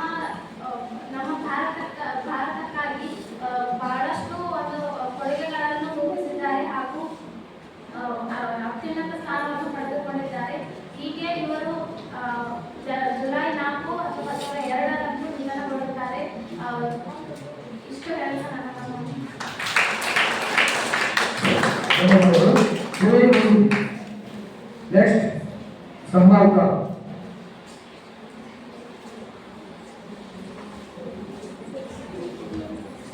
गुड आफ्टरनून, मेरा नाम श्रीदेवी है। आज स्वामी विवेकानंद का जन्मदिन है।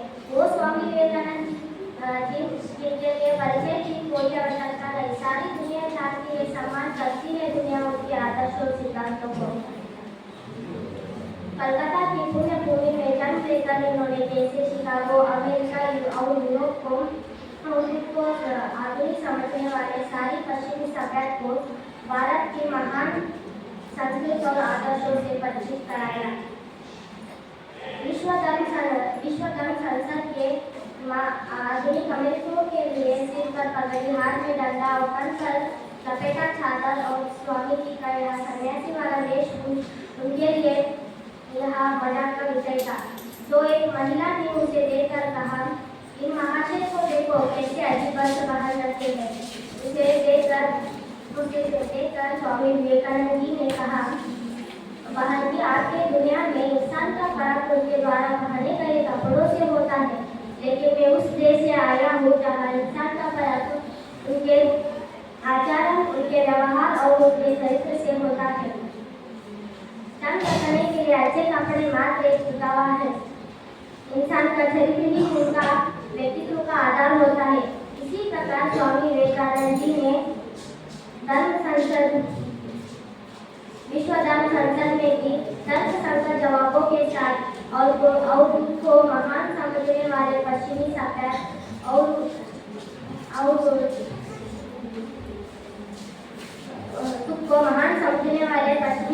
और उनके विचारों को भारतीय मानवता के सामने घोषित किया था। स्वामी विवेकानंद जी हर भारतीय और सारे विश्व के लिए सदैव प्रेरणा का स्रोत बने रहे। जय हिंद।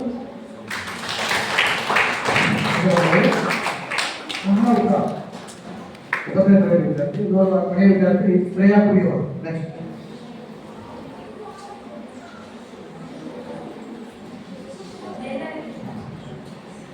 ಎಲ್ಲರಿಗೂ ಶುಭ ಮಧ್ಯಾಹ್ನ ಹಾಗೂ ಸ್ವಾಮಿ ವಿವೇಕಾನಂದರ ಜನ್ಮದಿನದ ಶುಭಾಶಯಗಳು. 1974ರಲ್ಲಿ ಭಾರತ ಸರ್ಕಾರವು ಸ್ವಾಮಿ ವಿವೇಕಾನಂದರ ಜನ್ಮದಿನವನ್ನು ರಾಷ್ಟ್ರೀಯ ಯುವ ದಿನವನ್ನಾಗಿ ಆಚರಿಸಬೇಕೆಂದು ನಿರ್ಧರಿಸಿತು. ಅಂತೆಯೇ 1975ರಲ್ಲಿ ಮೊದಲನೇ ಬಾರಿಗೆ ರಾಷ್ಟ್ರೀಯ ಯುವ ದಿನವನ್ನು ಆಚರಿಸಲಾಯಿತು. ಸ್ವಾಮಿ ವಿವೇಕಾನಂದರು 1863ರ ಜನವರಿ 12ರಂದು ಕೋಲ್ಕತ್ತಾದಲ್ಲಿ ಜನಿಸಿದರು.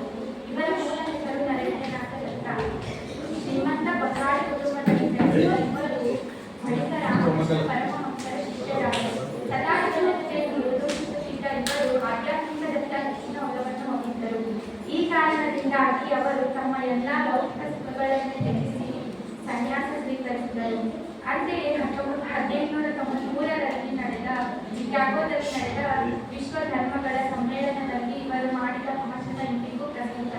ಈ ಭಾಷಣದಿಂದಾಗಿ ಇಡೀ ವಿಶ್ವವು ನಮ್ಮ ಭಾರತವನ್ನು ನೋಡುವ ದೃಷ್ಟಿಯೇ ಬದಲಾಗಿದೆ ಎಂದು ಹೇಳಬಹುದು. ಸ್ವಾಮಿ ವಿವೇಕಾನಂದರು ಯುವ ಜನತೆಗೆ ಸ್ಫೂರ್ತಿಯ ಚಿಲುಮೆಯಾಗಿದ್ದರು. ಇವರ ಸಂದೇಶಗಳು ಪ್ರತ್ಯೇಕವಾಗಿ ಯುವ ಜನತೆಯ ಮೇಲೆ ಪ್ರಭಾವ ಬೀರುವುದರಿಂದ ಈ ಕಾರಣದಿಂದಾಗಿ ಅವರ ಜನ್ಮದಿನವನ್ನು ರಾಷ್ಟ್ರೀಯ ಯುವ ದಿನವನ್ನಾಗಿ ಆಚರಿಸಲಾಗುತ್ತದೆ. ಇವರು ಯುವಕರನ್ನು ಉದ್ದೇಶಿಸಿ ಹೇಳಿದ ಒಂದು ಸಂದೇಶ, ಏಳಿ ಎದ್ದೇಳಿ ಗುರಿ ಮುಟ್ಟುವ ತನಕ ನಿಲ್ಲದಿರಿ ಎಂಬುದು. ಈ ಘೋಷಣಾ ವಾಕ್ಯವನ್ನು ಕೇಳದೇ ಇರುವ ಭಾರತೀಯರೇ ಇಲ್ಲ. ಈ ಘೋಷಣಾ ವಾಕ್ಯವನ್ನು ಬಹುಮುಖ್ಯವಾಗಿ ಶಾಲೆ ಮತ್ತು ಕಾಲೇಜುಗಳಲ್ಲಿ ಉಪಯೋಗಿಸುತ್ತಾರೆ. ಇವರ ಈ ಘೋಷಣಾ ವಾಕ್ಯ ನಮ್ಮ ಕಿವಿಗೆ ಬಿದ್ದ ತಕ್ಷಣ ತಟ್ಟನೆ ನೆನಪಾಗುವುದು ಸ್ವಾಮಿ ವಿವೇಕಾನಂದರ ಹೆಸರು ಮಾತ್ರವೇ. ಸ್ವಾಮಿ ವಿವೇಕಾನಂದರ ಹೆಸರು ಎಂದಿಗೂ ಇಂದಿಗೂ ಮುಂದಿಗೂ ಜರಾಮರ ಎಂದು ಹೇಳುತ್ತಾ ನನ್ನ ಎರಡು ಮಾತನ್ನು ಮುಗಿಸುತ್ತೇನೆ.